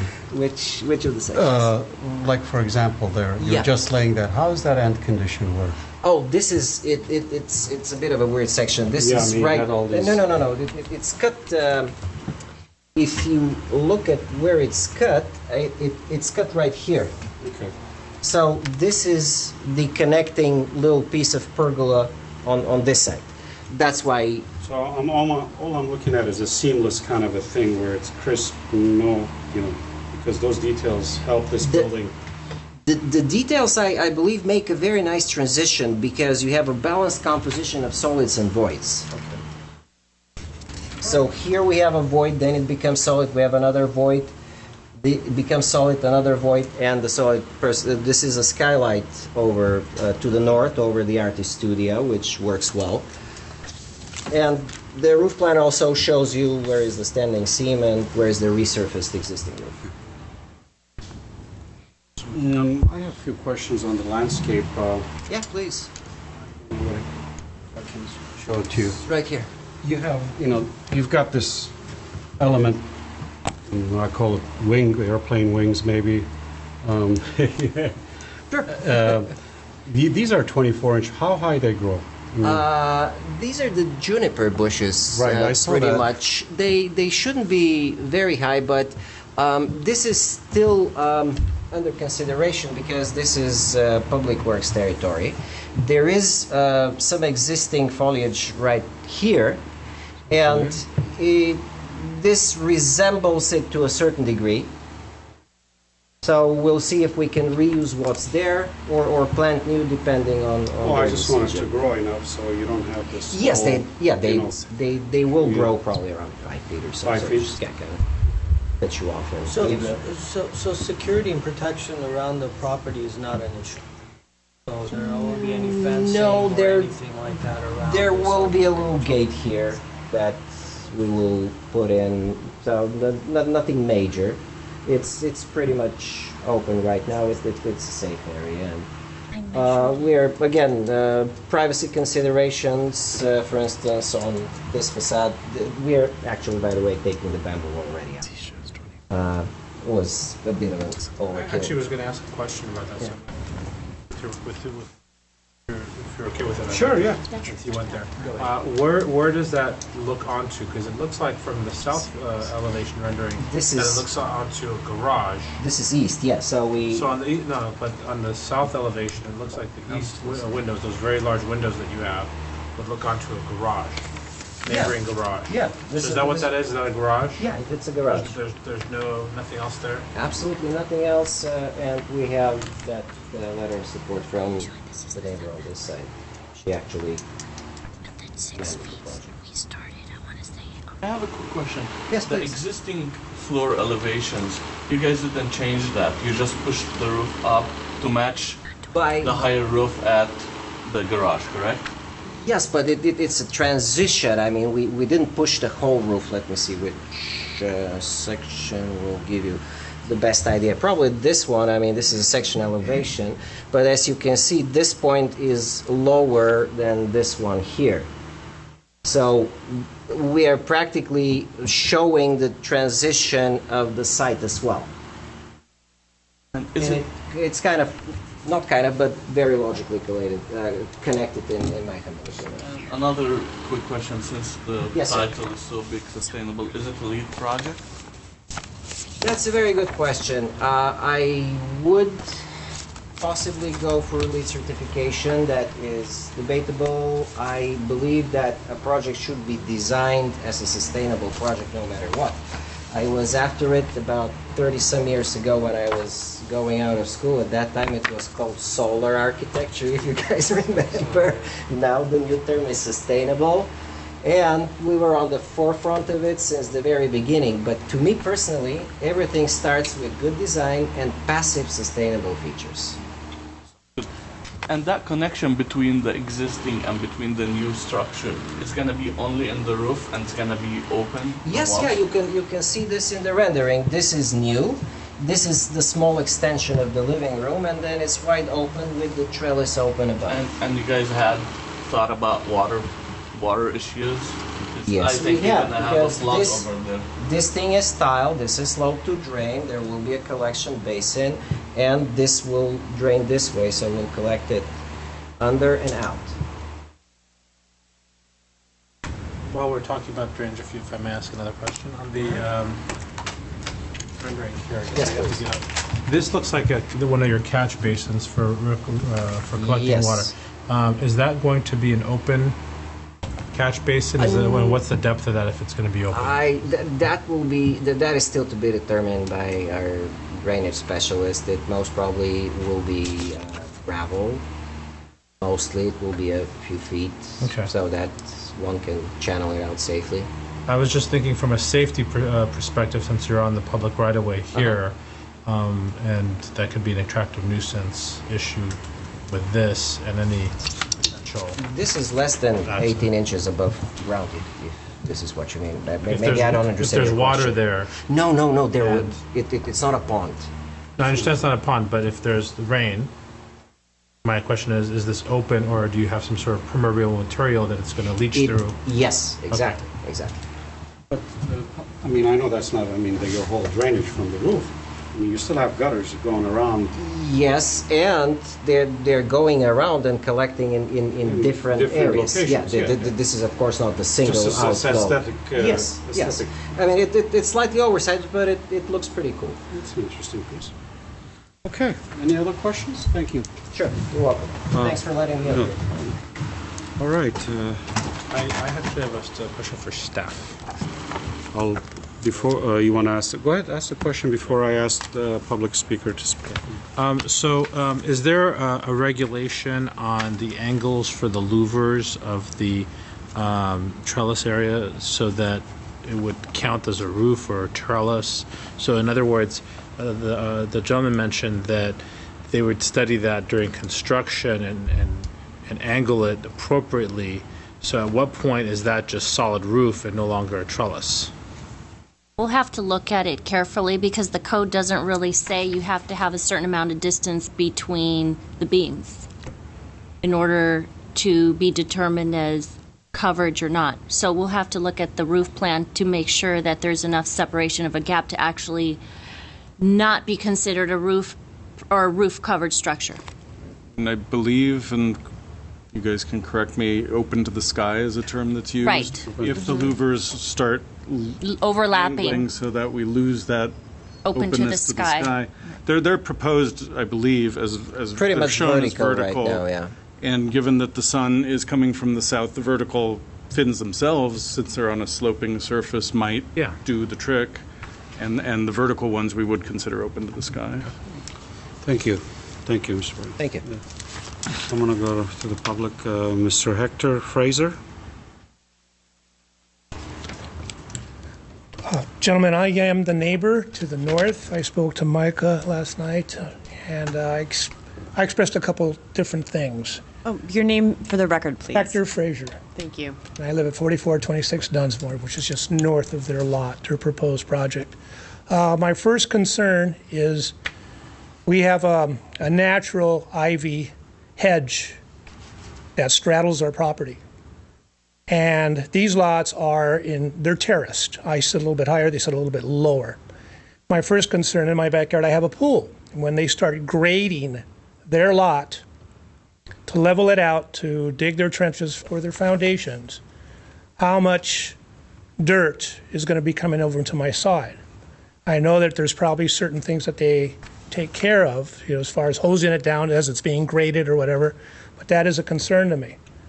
My second concern is that I believe on their side of the property, there's a small retaining wall, maybe a few feet from the ivy hedge at the backyard. Is that going to stay in place? Is that going to be leveled out? That's another concern. Okay. These lots are quite old. Like I think somebody did explain that their house is probably from 1940s or 50s, and so is mine originally. But those were two main concerns of mine. As far as I'm not against this project, I wish them the best. They seem to be really great neighbors, but these are just certain issues. I'm not even sure if I'm at the right meeting bringing these issues up. But I just wanted to bring them up to you now. Thank you, sir. Okay. I have no other speakers. I'm going to close the public hearing and... Oh, there's a rebuttal? Oh, I'm going to give him a rebuttal. Actually, I do have a question. Mr. Alanak, if you have anything to add, or... I think I can address the issues since we are going to be building the project. First, that ivy is in the particular side yard, and it's within the setback, so it stays there pretty much. Secondly, I wouldn't call that a retaining wall. I mean, it's practically a pile of stones. It's not even a foot high. There is a lower retaining wall in place that we are keeping, which divides the level change in both properties. You can see that on the survey. We're practically cladding over it. And as far as excavation goes, we are only trenching for strip foundations. That's about it. I mean, 18 inches. There is very, very minimal excavation, and of course we are adhering to any applicable BMP in the case. There will be a very minimal amount of dust. I mean, this is a piece of cake. By all means, it's an easy lot. I've done quite a few hillside ones. Since I have you up here, you're done? Yes, yeah. please. Yeah.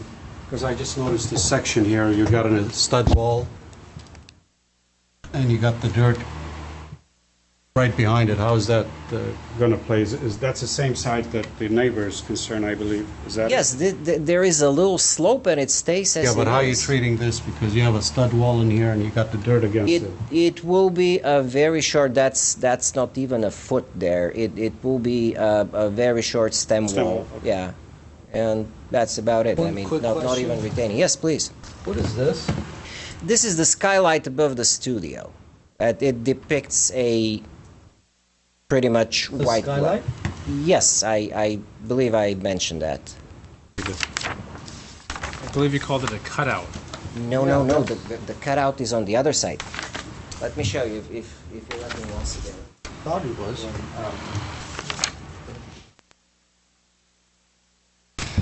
Cutout here over the atrium. This is the studio next to the garage. So to the north, naturally, we have a skylight for lighting in an artist studio, and then this is the other cutout which kind of connects this roof and the garage wraparound. So all the parallel lines that you see are cutouts. This is a solid skylight. One more question. Please. What's the mature trees here? I mean, the only tree I see is this one. These are all. This is the lawn. This is another. That's right at the parkway. Yeah. But this is the only large specimen that you have, because this We are Jupiter preserving is- actually this one and this and one, the that one up and that's front. going. The one in the back, it's dry. It's Yeah, dead. they're both butchered, Yeah. actually.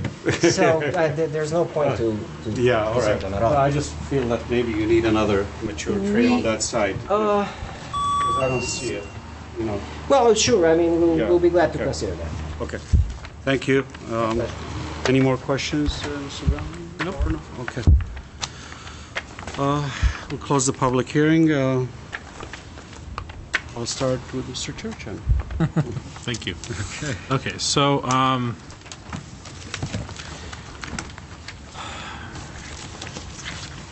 I guess the best way to start this is to say that I don't share the vision here. I'm not saying that I disagree with the vision, but I just don't share the vision of marrying old with new as to the elements that remain. And it seems to me that somewhat strange from a design element to have these two roof existing roof conditions being covered with a brand new trellis and then being wrapped with this new roof. I understand the concept of the wraparound from a energy efficiency, shading, and so forth, and I'm in support of that. But for those two areas toward the front entry area of this home, I don't get it, and I would like to see some comments on how we can maybe improve that condition. Aside from that, I think that it's a well thought out project. I think it does a lot for the corner, and I think it introduces a very modern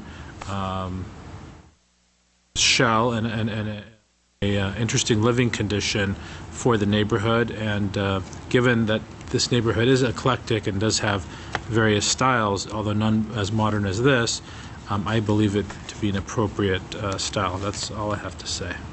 Thank you, Mr. Chairman. Mr. Vanadian? First of all, I want to commend the architect for the package. I mean, huge difference between this package and that package, and that makes it easier for us to understand the project. This trellis, I think it's doing something good. It's balancing the symmetry, and I like the idea of solid and void, so that's pretty good.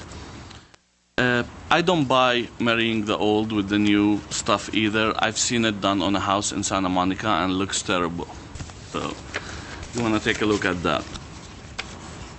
And in terms of, I also agree with Mr. Charchin.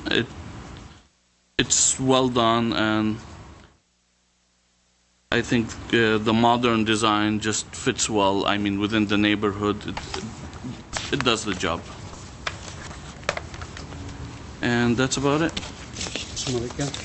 Yeah, Thank you. A very interesting project. I think the architect has done a very nice job of doing this addition and proposing a very interesting and unorthodox way of approach of tying the two structures together. I'm not sure about the sustainability. I think I'm going to move that out of the equation and look at the project as it stands and as architecture, volume, light, shadow, shade, at that level. If I start analyzing this project as a sustainable project, I can find a lot of questionable elements there that I think it will not help me to make the appropriate decision. So I think in overall, I think it's a well thought of design. There's a lot of conditions that are left out, but the amount of details that has gone in and amount of thought has gone into different formation, it's my opinion that it can be solved, but yet I still see some code issues that I don't know how it's going to get solved, the 25-foot setback and so on and so forth. But but that's I will leave that up to the architect and the staff to deal with. If anything changes substantially during that review, Yeah. there's the possibility Yeah, we bring it back to the board. Yeah. So, so as far as the comment that I made, I didn't meant to disrespect Mr. Frank Gary or you as in matter, but a lot of times when I see architecture that is created by formations and elements there, and when I hear a hypothetical elements such as formation of the mountain and so on and so forth, I start questioning the result of the design, being that if the architect was standing in a different position, could it have been a different design? Or if this was placed in a different site formation, being that the shadow was coming in a different angle, would it have been a different design? And overall, I think we just have to live with the forms. There's nothing for me to say that, you know, if this, I think Samardian mentioned something like an airplane wing. So if these formations or forms are manipulated, changed, would it make any difference? I don't know. But I think I would emphasize the notion of the sustainability. I think it is important if the route that it's being taken to be sustainable, an extra effort needs to go into truly use the air and ventilation, eliminate the AC unit that you have in there, be able to fully utilize if that is truly what you're trying to achieve. And I don't understand why you would have an AC if that entire design has been designed so that all the air and all the elements that are being created to harvest that air. It's a consideration. Also consider if these formations of the roof and elements there are going to impact or cause the structure to be removed and taken to the dump, I would suggest for the design to be looked at and somehow incorporate the existing structure within the design itself. If the framing or any of the materials are being removed, if there are possible, reuse that. I'm okay with them being renewed and reused on the exterior wood sidings, or even the flooring, or in whatever the plywood or any of those materials. I would also suggest, rather than use of a stucco, an alternate material of some sort of recycled material to be used. And I think it needs to go to the next level.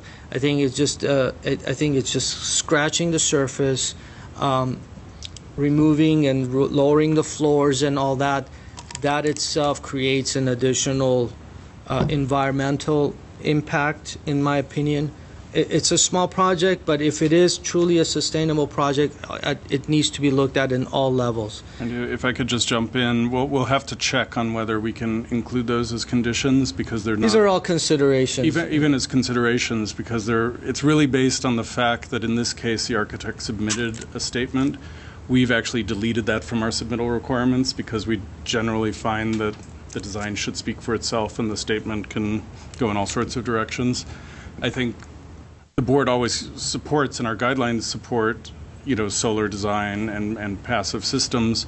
But in terms of recycling elements and things, I'll just check, because the consideration obviously doesn't have to be met. I'm not sure it's appropriate to include. I can still comment on the ventilation and the air and all that. But not removing an air conditioning unit. They have a right to have an air conditioning unit, right, whether it's sustainable or not. So. Right, but if that's the direction that they're going, I think they should definitely kind of. I think it's unfair to hold a project to the. No, I'm not saying to remove. If I jump in, I mean, it's not mandatory that he does this sustainable design. It's not mandatory unless the building code. No, I mean, the entire project is named Sustainable I Design. understand. I was going to the question entire it, but you beat it. presentation- You guys beat it to death, so I'm not going to question the Yeah.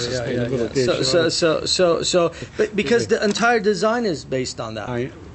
But let's. All the formation of the roof, all the shadowing, and all the, why is it is creating that the open courtyard and so on and so forth. So the whole thing has been designed around that notion. So that's why I'm kind of moving in that direction. But overall, I think it's fine. I think it's, in general it's fine, but I think those are my comments. The last thing that I want to emphasize is, being that it's in a corner lot, being that it is in a high traffic area, I think some sort of a protection needs to be addressed and part of the incorporated into the design. And if they are planning to put a gate in, I think that needs to be somehow incorporated into the design, rather than just a freestanding gate and nothing along the street side and so forth. So if that's the direction they're going, they need to address that. Yeah, we could look into that. The problem is our fence rule and the height within the setback. So we'd have to investigate where that could be, how high it would have to be. I just don't want them to, being that they can put a 6-foot fence along the street side, right? On the street side. Right. As long as it's set back 6 feet from the Right. property line, So- yeah, they could have a But at the front, they're not allowed to, Right. so we'll have to. Yeah, I mean, the concern is, I believe, Mr. Malikian, is the side where the trellis is and all that. It's the I think we can solve it with mature landscaping, just, even those, based on those Jupiters, they grow up to 5 feet, so I think there is a little screening there. And bollards or something else Yeah. could even be used behind the landscaping. Should that be a consideration or a condition? Is that all, Mr. Malikian? Yes. Thank you very much. Well, I concur with my colleagues. And I think the design is creative. I think you've done an interesting and creative design on this house, but I do concur with both my colleagues about maintaining the existing roof material. I think you'll get a crispier look just keeping the material the same. That's my opinion, and I think few more mature trees should be added. Those details, and you stated that he'll be the contractor, so I'm assuming what I see here, what I'm going to see up there, because this is going to be the first modern, contemporary, creative design that in that corner. So, and I hope, however you do it, it comes out the way you've drawn it. And we appreciate the package that you provided us with these drawings. It's really helpful. With that, I'll take a motion.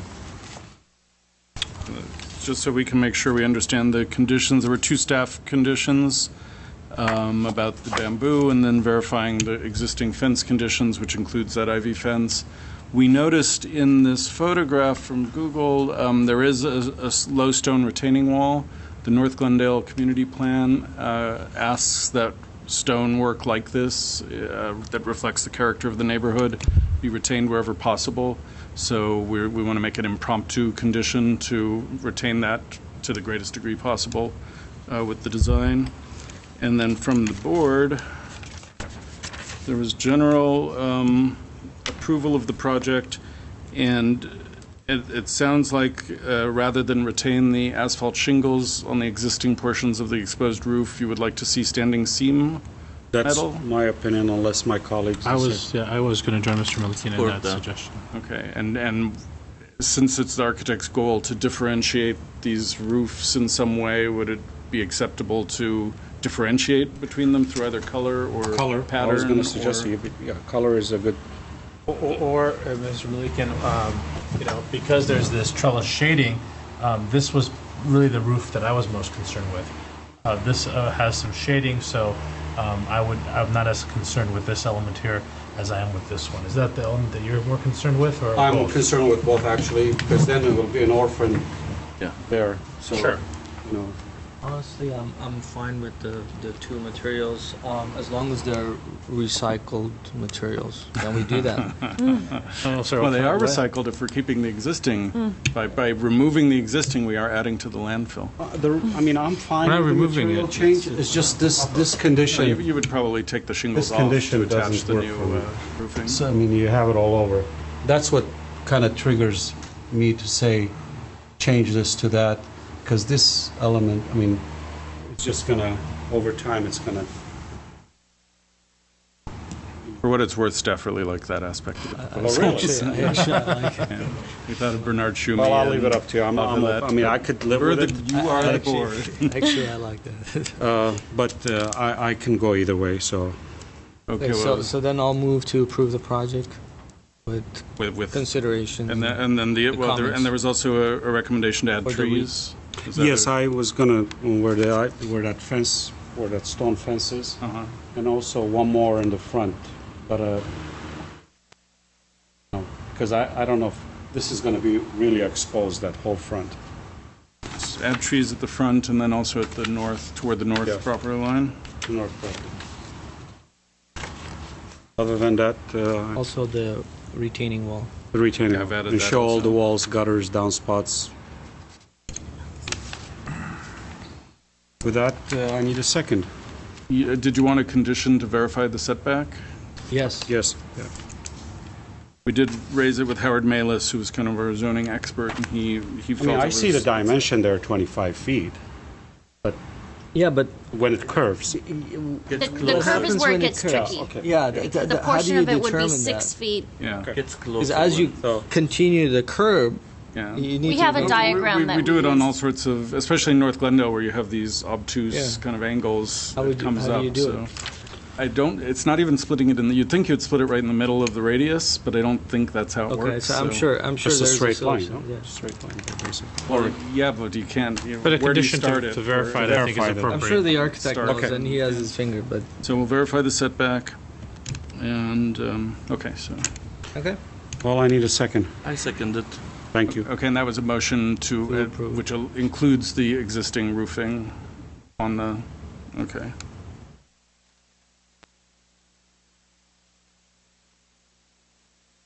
Okay. But can you clarify that condition, please? Or the existing Well, roofing, as I please? understand it, if Mr. Malikian made the motion, he was not including a condition to replace the asphalt shingles with metal roofing. Okay.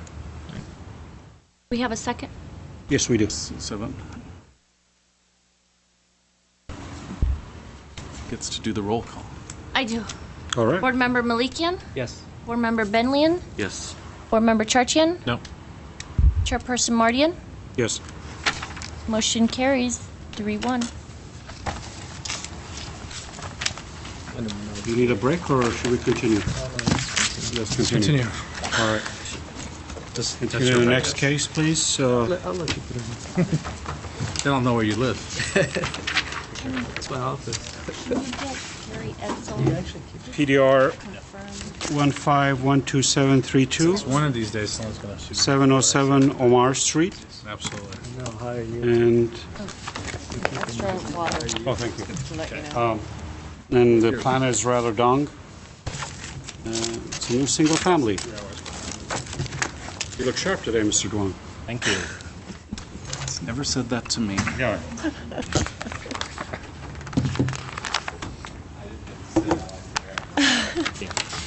Good evening, board members. The last case, but hopefully not least, is located at 707 Omar Street, case number PDR 1512732. The subject property is zone R1, floor area ratio district 2, which permits the construction of a single-family residence. Thank you. This is a first-time submittal for final review. The applicant is proposing to construct a new 1,814 square foot single-family, one-story single-family residence with an attached two-car garage, as well as a couple of decks at the rear on a 5,453 square foot vacant lot. The subject site is relatively flat overall, and it has a unique lot shape. This is due because of the construction of the Royal Verdugo Wash which fronts the property. The property is located near the intersection of Omar and Concord Streets, and there are a couple of mature trees, sycamore trees located on the property in the back and at the rear. And these trees will be protected during and after the construction of the home. Also, the property is located in the Pelanconi neighborhood. There were a number of exceptions to the zoning codes that were approved through the administrative exception as well as the standards variance applications, and they were for the interior setbacks, the front setbacks, the depth of the garage, as well as the length of the driveway. So those exceptions were approved by the hearing officers. And also this project is exempt from environmental review. So the location of the new house is, on the lot is largely determined by the existence of the mature sycamore trees as well as the irregular lot shape. Even with the exception to the setback, the proposed setback is comparable. If you look at the adjoining properties, it's comparable to its neighbors on both sides. While the majority of the homes in the area have detached garages at the rear, there are some with attached garages. For example, the home at 701 Concord Street as well as 724 Omar Street. So the proposed location of the garage was also deemed to be beneficial to the protection of the sycamore trees. So we believe that given the constraints on the lot, the proposed site planning is appropriate for this project. The Pelanconi neighborhood consists primarily of one-story residences. Within the survey area, all homes are one-story, and therefore the proposed project will maintain this consistency in its mass and scale with the neighborhood. Furthermore, the perceived mass has also been minimized through a number of design treatments, such as the flat roof, which creates a low-lying appearance for the building overall. And further, the roof line is stepped over the garage as a way to delineate the non-livable space from the livable spaces. And it creates this sense of hierarchy within the building. This technique also helps eliminate an overly boxy appearance that can be associated with some contemporary designs. So, furthermore, the front and rear elevations are significantly modulated, while the west wall is broken up into smaller volumes by a notch in the wall between the bathrooms. Furthermore, the front elevation is subdued. There is a covered entry created by the roof overhang that shelters the entry door. So overall, the sensitive proportion of the entry and stepped garage roof help minimize the massing along the street front. Additionally, the effective fenestration of our facade help eliminate potential massing problems by reducing bare walls. And the appropriateness in the window placements and size also help improve the mass and scale of this project. So the project meets is within the FAR building height and building height requirements for this zone. In terms of building design and detailing, this is an eclectic neighborhood consisting primarily of traditional style homes such as minimal traditional style, ranch, Spanish colonial revival, and Tudor-inspired style. So the proposed residence is contemporary in its style, but staff believe that because of the eclectic sensibility of this neighborhood, it is appropriate.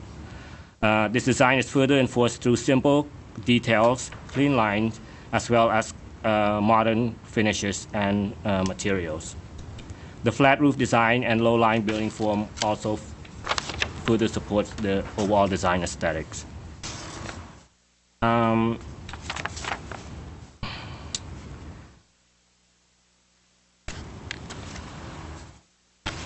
So the building will primarily be finished in steel trowel stucco, which essentially will be smooth stucco. The flat roof will be capped with a 3-inch high metal. And the metal windows are comprised of both casement and tilt and turn styles.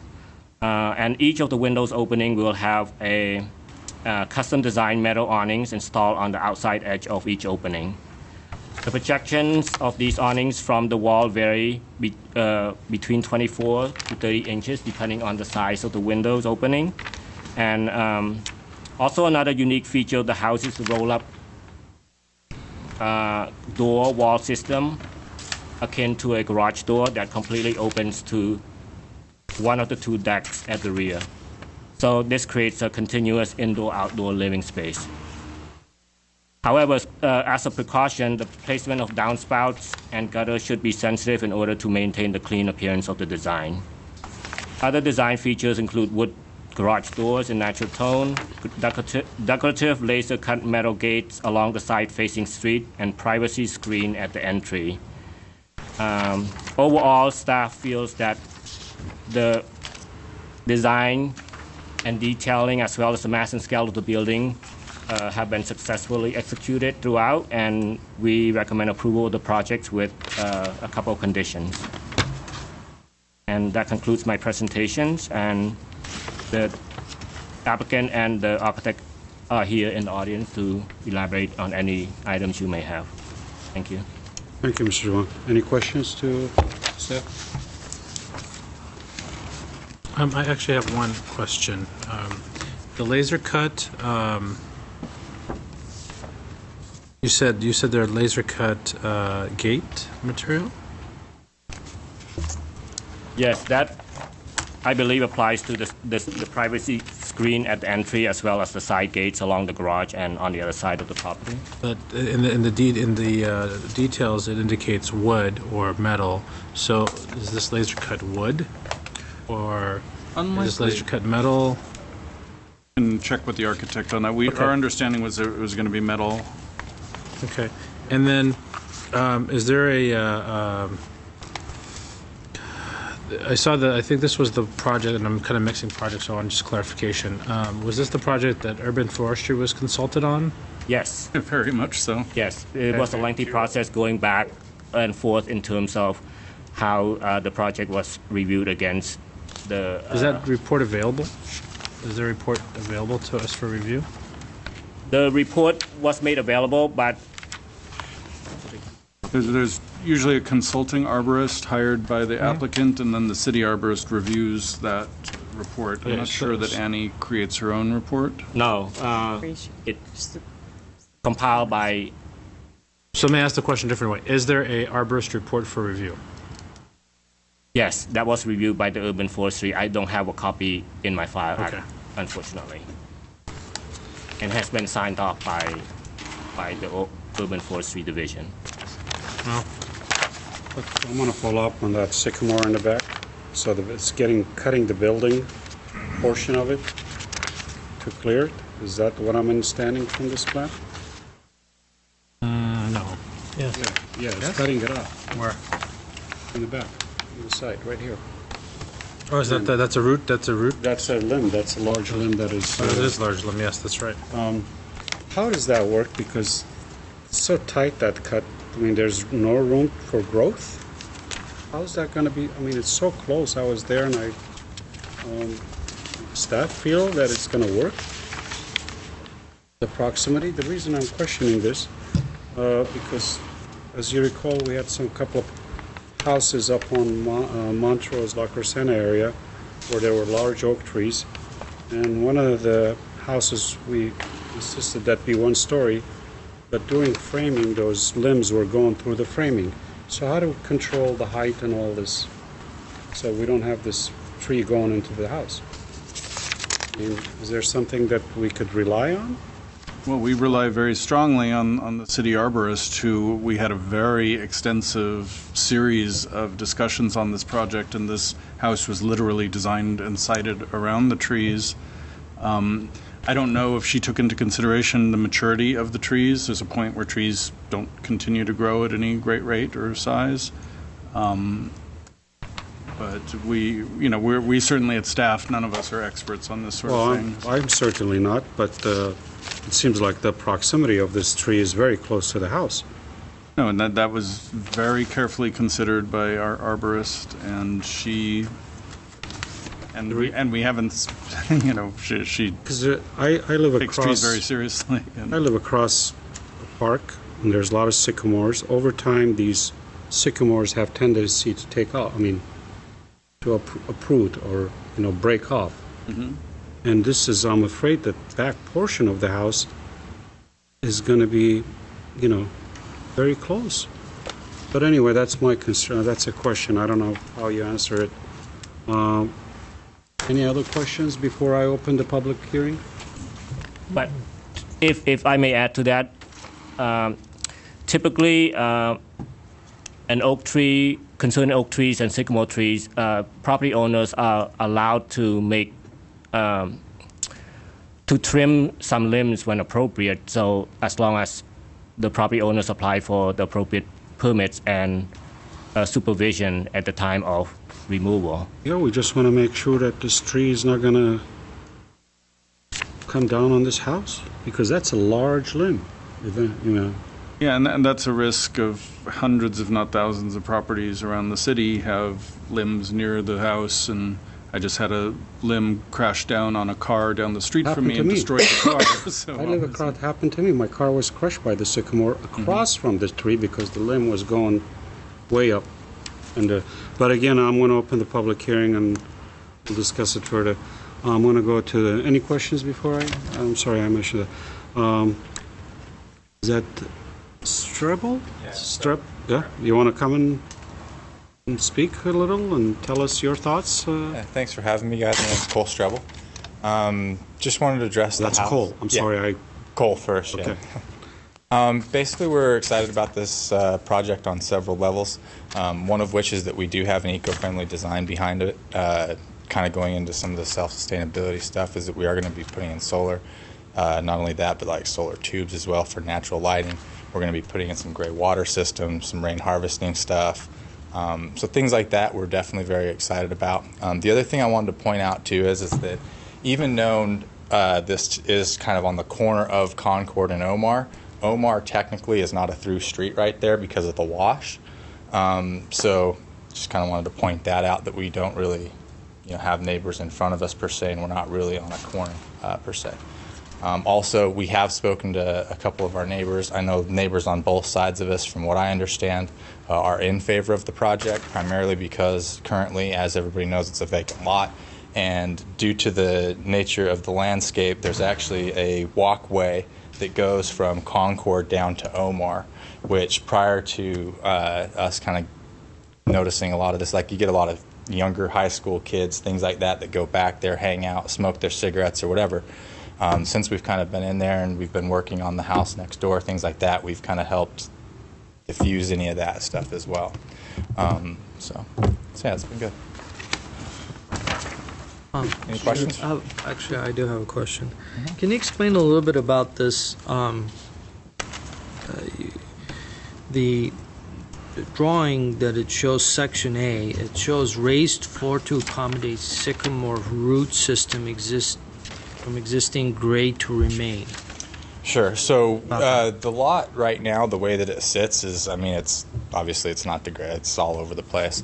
And through meeting with the arborist, like you had said, we met on multiple occasions with the city arborist. We also retained our own arborist. And because we also own the house next door that has some sycamores in it as well, you guys may already know we're doing an addition there as well. And first of all, our main concern is conserving these trees. The people who owned the house, a kind of quick funny story is that they've actually owned the house since like the 30s. We were the people that bought it from them. They owned the lot and the house. And one of our promises to them as they were kind of leaving is that we are going to make sure that we preserve these trees that they've worked their entire lives to preserve. So with doing so, we hired an arborist on Concord and an arborist for Omar, independently of each other, so we could kind of get as much feedback as to how to handle these trees and such.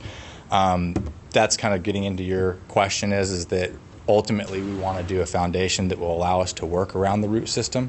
We don't want to damage any of that ongoing root system currently because it is such a mature tree.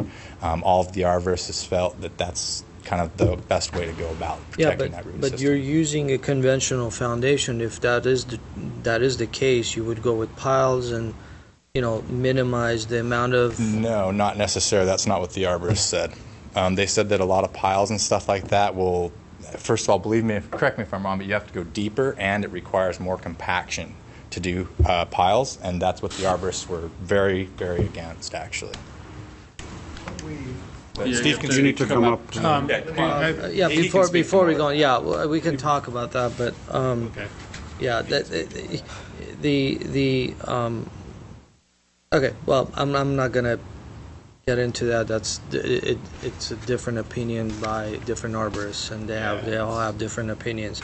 The concern that I have is that you have,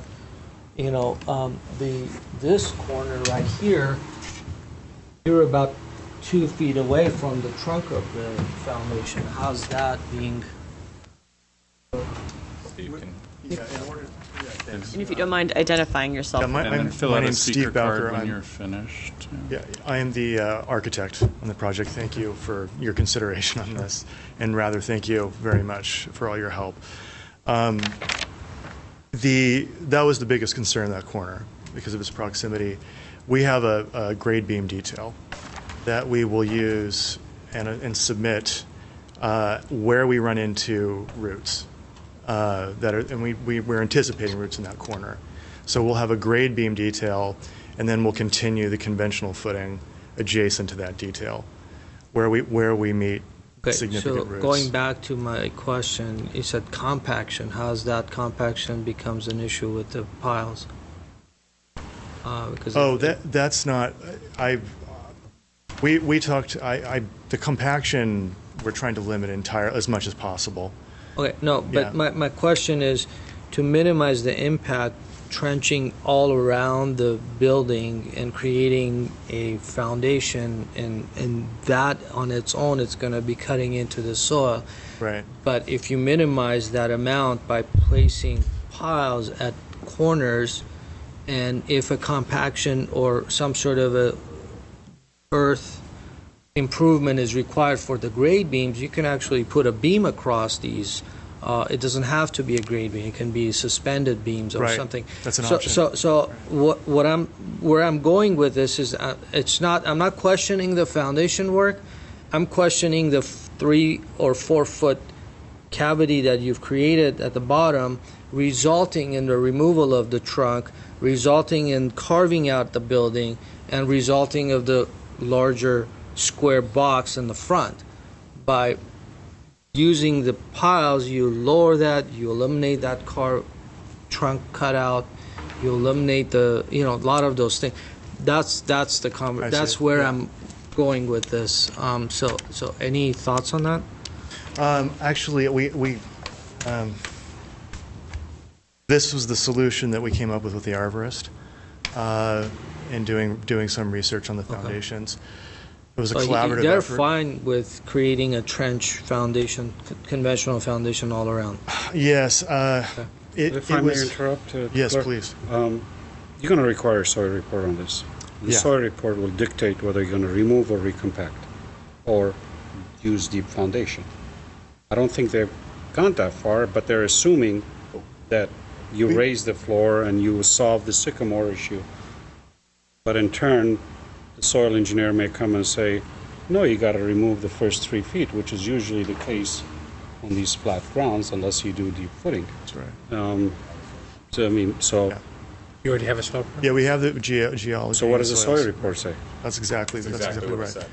So remove 3 feet? 24 inches below the base of the footing. So you're going to have to remove the dirt anyway? Right, that's right. On that line. On that line. Perimeter footing. So not the entire site? Not the entire site. Okay. The perimeter footing and the conventional footings with the one story that we have allows us essentially to keep the entire inner area open underneath the floor. As opposed to the piles where we would be putting, interspersed, at least 24-inch wide and 5 feet deep excavations. It's difficult. It's premature to discuss. I mean, I'm going to assume that the arbor is correct, but your footings still have to be embedded 24-inch, regardless. It's a grade beam. Regardless, it's that's just code. Yes, at certain points we do have we are anticipating a grade beam spanning large portions of the But still embedded 24 inches. Once the conventional footing continues. Yeah, okay. So it should be out close to the edge of the drip line, it should be out of the drip line where the actual excavation occurs. Okay. That's the idea. Okay. I didn't mean to interrupt. There will be you, some Mr. areas where Whitfield. there will be excavation in the drip line. Okay. Go ahead. If I may add to that, just comment real quick. Sure, go. The areas within the drip line that do require excavation, we'll be doing by hand and things. Okay. Right. Very carefully.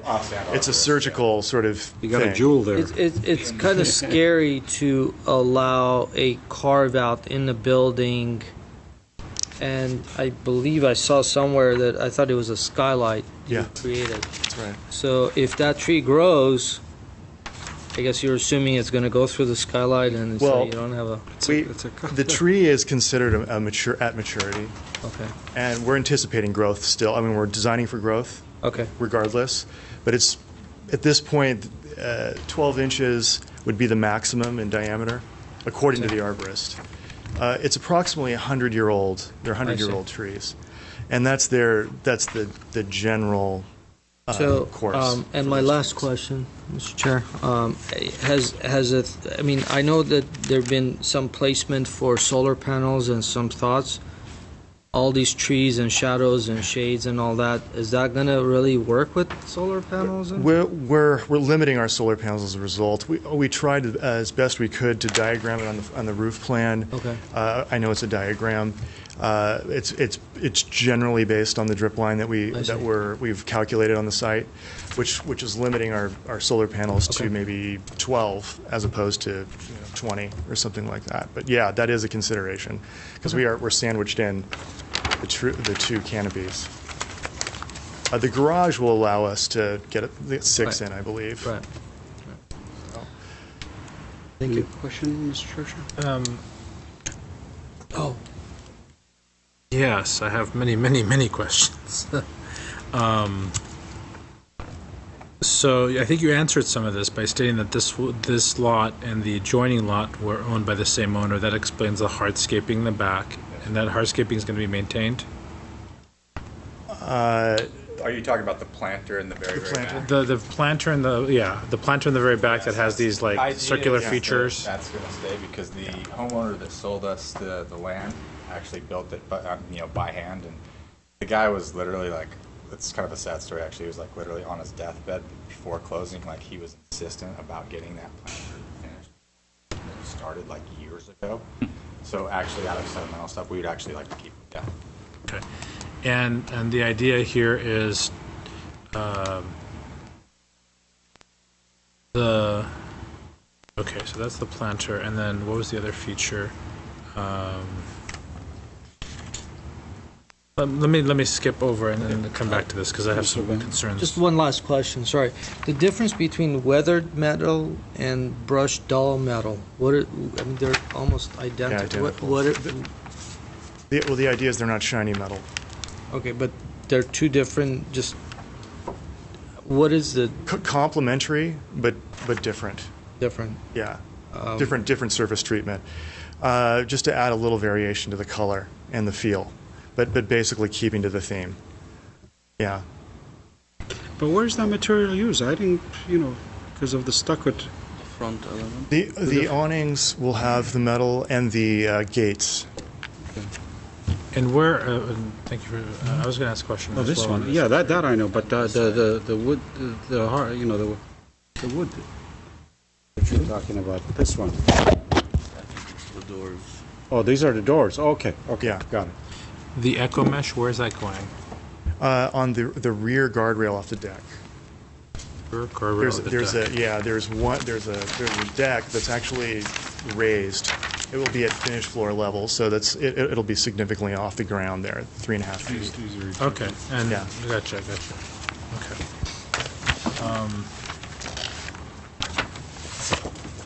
Omar Street. I wouldn't even call it a street. I wouldn't even call it an alley. No, you can't even driveway.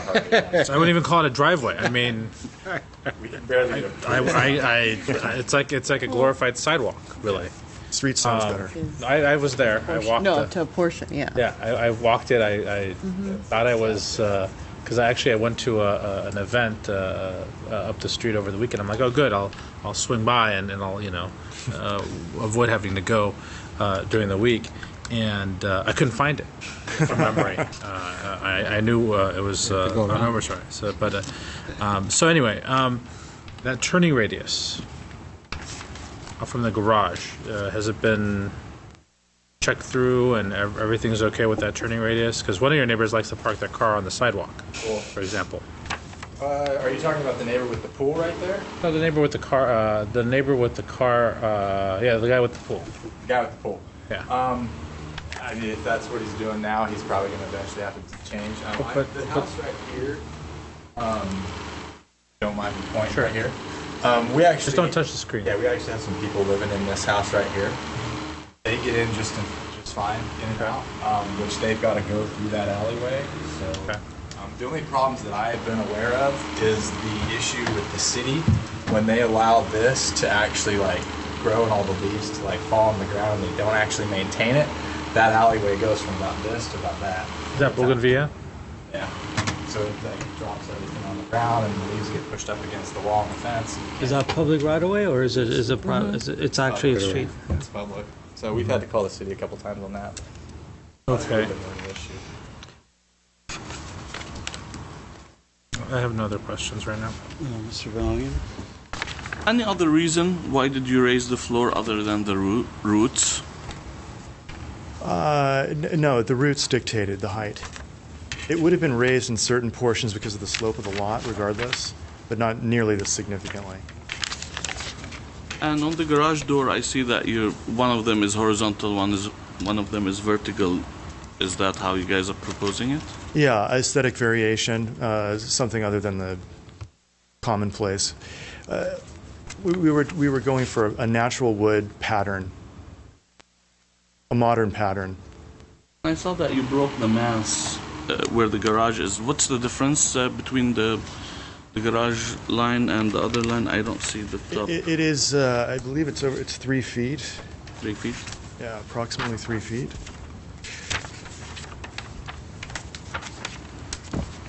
That's about it. Thank you, sir. Mr. Mulligan, you want to finish your question before I ask? No, I'm done. Was there any reason, I mean, I'm sure the front sycamore tree plays a role. You couldn't manipulate that entry a little bit because of topography? Are you having a height clearance too with the sycamore there? Absolutely. Talking about the main entry? Yeah. I mean, for example, you got this boxy image. Couldn't have this gone up a foot or so? I mean, we just kind of looks like a box. I think that's why they lowered the height of the garage, so that that would break that up. Projecting volume that's lower. Yeah. But do you have restrictions with the height of the tree or anything, the drip line or anything? We do have limbs. There are limbs that are going over the house. However, they're not immediate to the house. They are higher. We were trying to leave it as low as possible and still get the necessary ceiling height and the clearance off the roots. That's really what dictated the height of that. Ceiling heights are pretty high anyway. They are, yeah. We're trying to increase the feel of the interior by raising the ceiling to. I just thought maybe it should be manipulated a little more if there is room, but no, I'm open to that. Thank you. I have one more question, if I may. So you're hand digging out those trenches, right? Right. You run into massive roots because I walked it. There's surface roots. I even took some pictures. There's a lot of roots. We actually did exploratory trenches as well with the arborist just to see what it kind of looked like back there. And so what's the plan? What's the contingency plan on where we? Because it might affect design, and then. Well, we hopefully it won't affect design. That's the anticipation with the detail that we worked out with the arborist or submitted to the arborist. The grade beam will allow us to maintain the design that we have, the structural design and all of the heights and the architectural design as well. So you've actually done some test trenches to make sure that that's back the case? Yeah, I jump in there real quick. Because Steve wasn't boots on the ground for that, more I was. What we did was along the back side, we did some... All right. Sorry, there's some... Typically, we don't have people jumping in at the We podium. don't have the mic working, so it's Yeah, sorry. I know it's one of those things where, due to time's sake, we're just trying to help.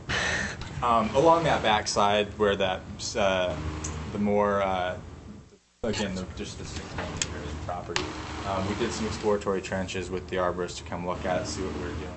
The feeling from the arborist at the time was that if there was any sort of major roots that we encountered along that line, which we most likely will, just as you were saying, there's a lot of roots back there.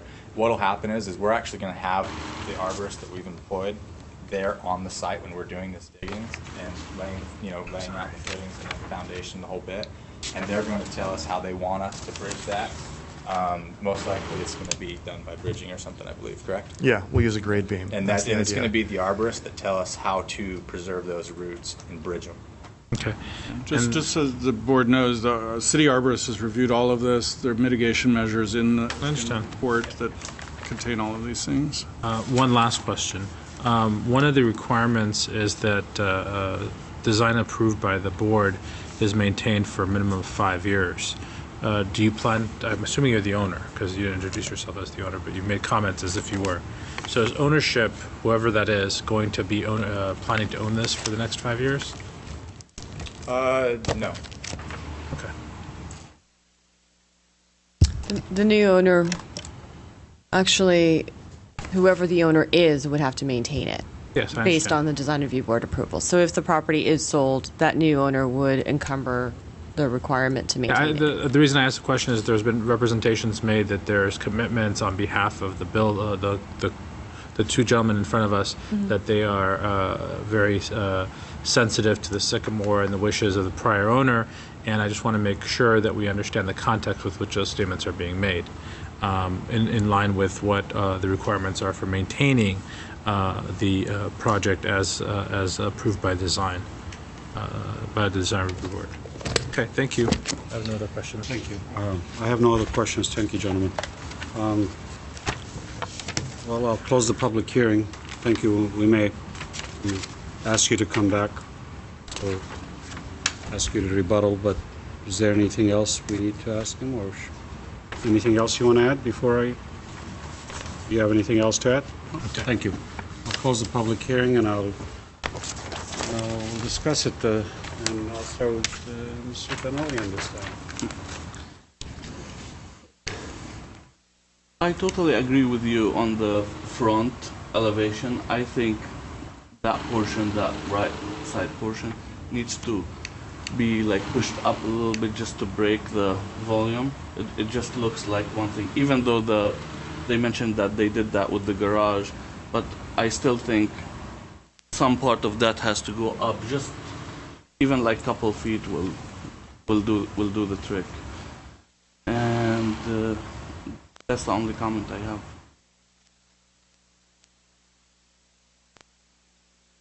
Thank you. Mr. Churchin. Okay. So let's just talk about neighborhood context. I was very surprised to be at the end of Omar Street this morning. And although when I saw the design, I said, what neighborhood can this possibly be and that this would work? And I found it. Omar Street is actually one of those neighborhoods where, because it dead ends, because it's on a narrow alleyway, the design is really for the owner or the tenant or whoever's going to live there, and the people that are immediately on that street. So the eclectic neighborhood of it meets it, and I think the design limitations are also well met. As far as the elevation comment, I can't join in that because I think that that's probably an issue with the canopy of the tree and interfering with the canopy of the tree. So I believe if we do consider that, we need to put a limitation to have the arborist comment on that height elevation increase. Although I do agree that it would help, I think that because of that sycamore canopy, that's problematic. The issues that I see with this design piece is the very narrow, when you stated 3-foot entryway. I think that 3-foot entryway corridor creates a very narrow hall and does not really create a very open and airy entryway, even though you've done the laser cuts, and that's why I was asking about that, what kind of material that is. The amount of light that you're going to get with the canopy and also the type of frontage that you have, I think is going to create a dark space. And if I was living here, coming home with that access that you have off of Concord with the steps right there, the concrete steps, and the proximity that you have to that park there, I think that creates a security issue. Yes, you're addressing that with your gate, but I think that the lighting there is a thing. So I would suggest improving the lighting in there, or potentially redesigning it where you could maybe gain some square footage in some manner, as long as you don't have to trench more for it. Can we clarify? Are you talking about the portion between the garage? The portion between the garage bathroom? and yes, 'Cause that's not really the entry. That's a little light well. Is it a light well? Where's the entry? The entry's you hang a You got a little porch, small porch. right turn onto the porch. I take that back. gotta For step some back reason, and- I take that completely back, because that is. There's a late hour had me thinking that was an entryway. Okay, and then the other piece, at this current time, you own both the existing and the lot. So from a privacy perspective, have you done a study as to the alignment? Because I don't see it here, but have you looked at where your windows are on your living room and dining room, and where the windows align on the other property? Yeah. And do they align, or do they offset? They're offset. Okay. And I shouldn't be asking questions from the podium. I apologize, but The site plan shows the window alignments.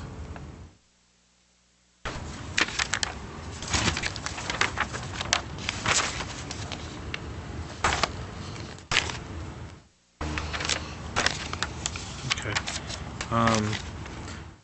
So I will end with this. Overall, I am in support of the project. The sycamores are a major point of concern. I would highly recommend that you have someone on site monitoring that process and watching for those roots. I am glad that you're looking at that as a top consideration, and that's about it. Thank you, Mr. Charsha. Mr. Malikan? I like the project. The applicant answered my questions. All right. My comments. Thank you for keeping it brief. Yeah. That was brief, very brief. It was extremely brief. I like the project. I'm happy to see that you're preserving the sycamores, but it still have concerns about the clearances and so forth.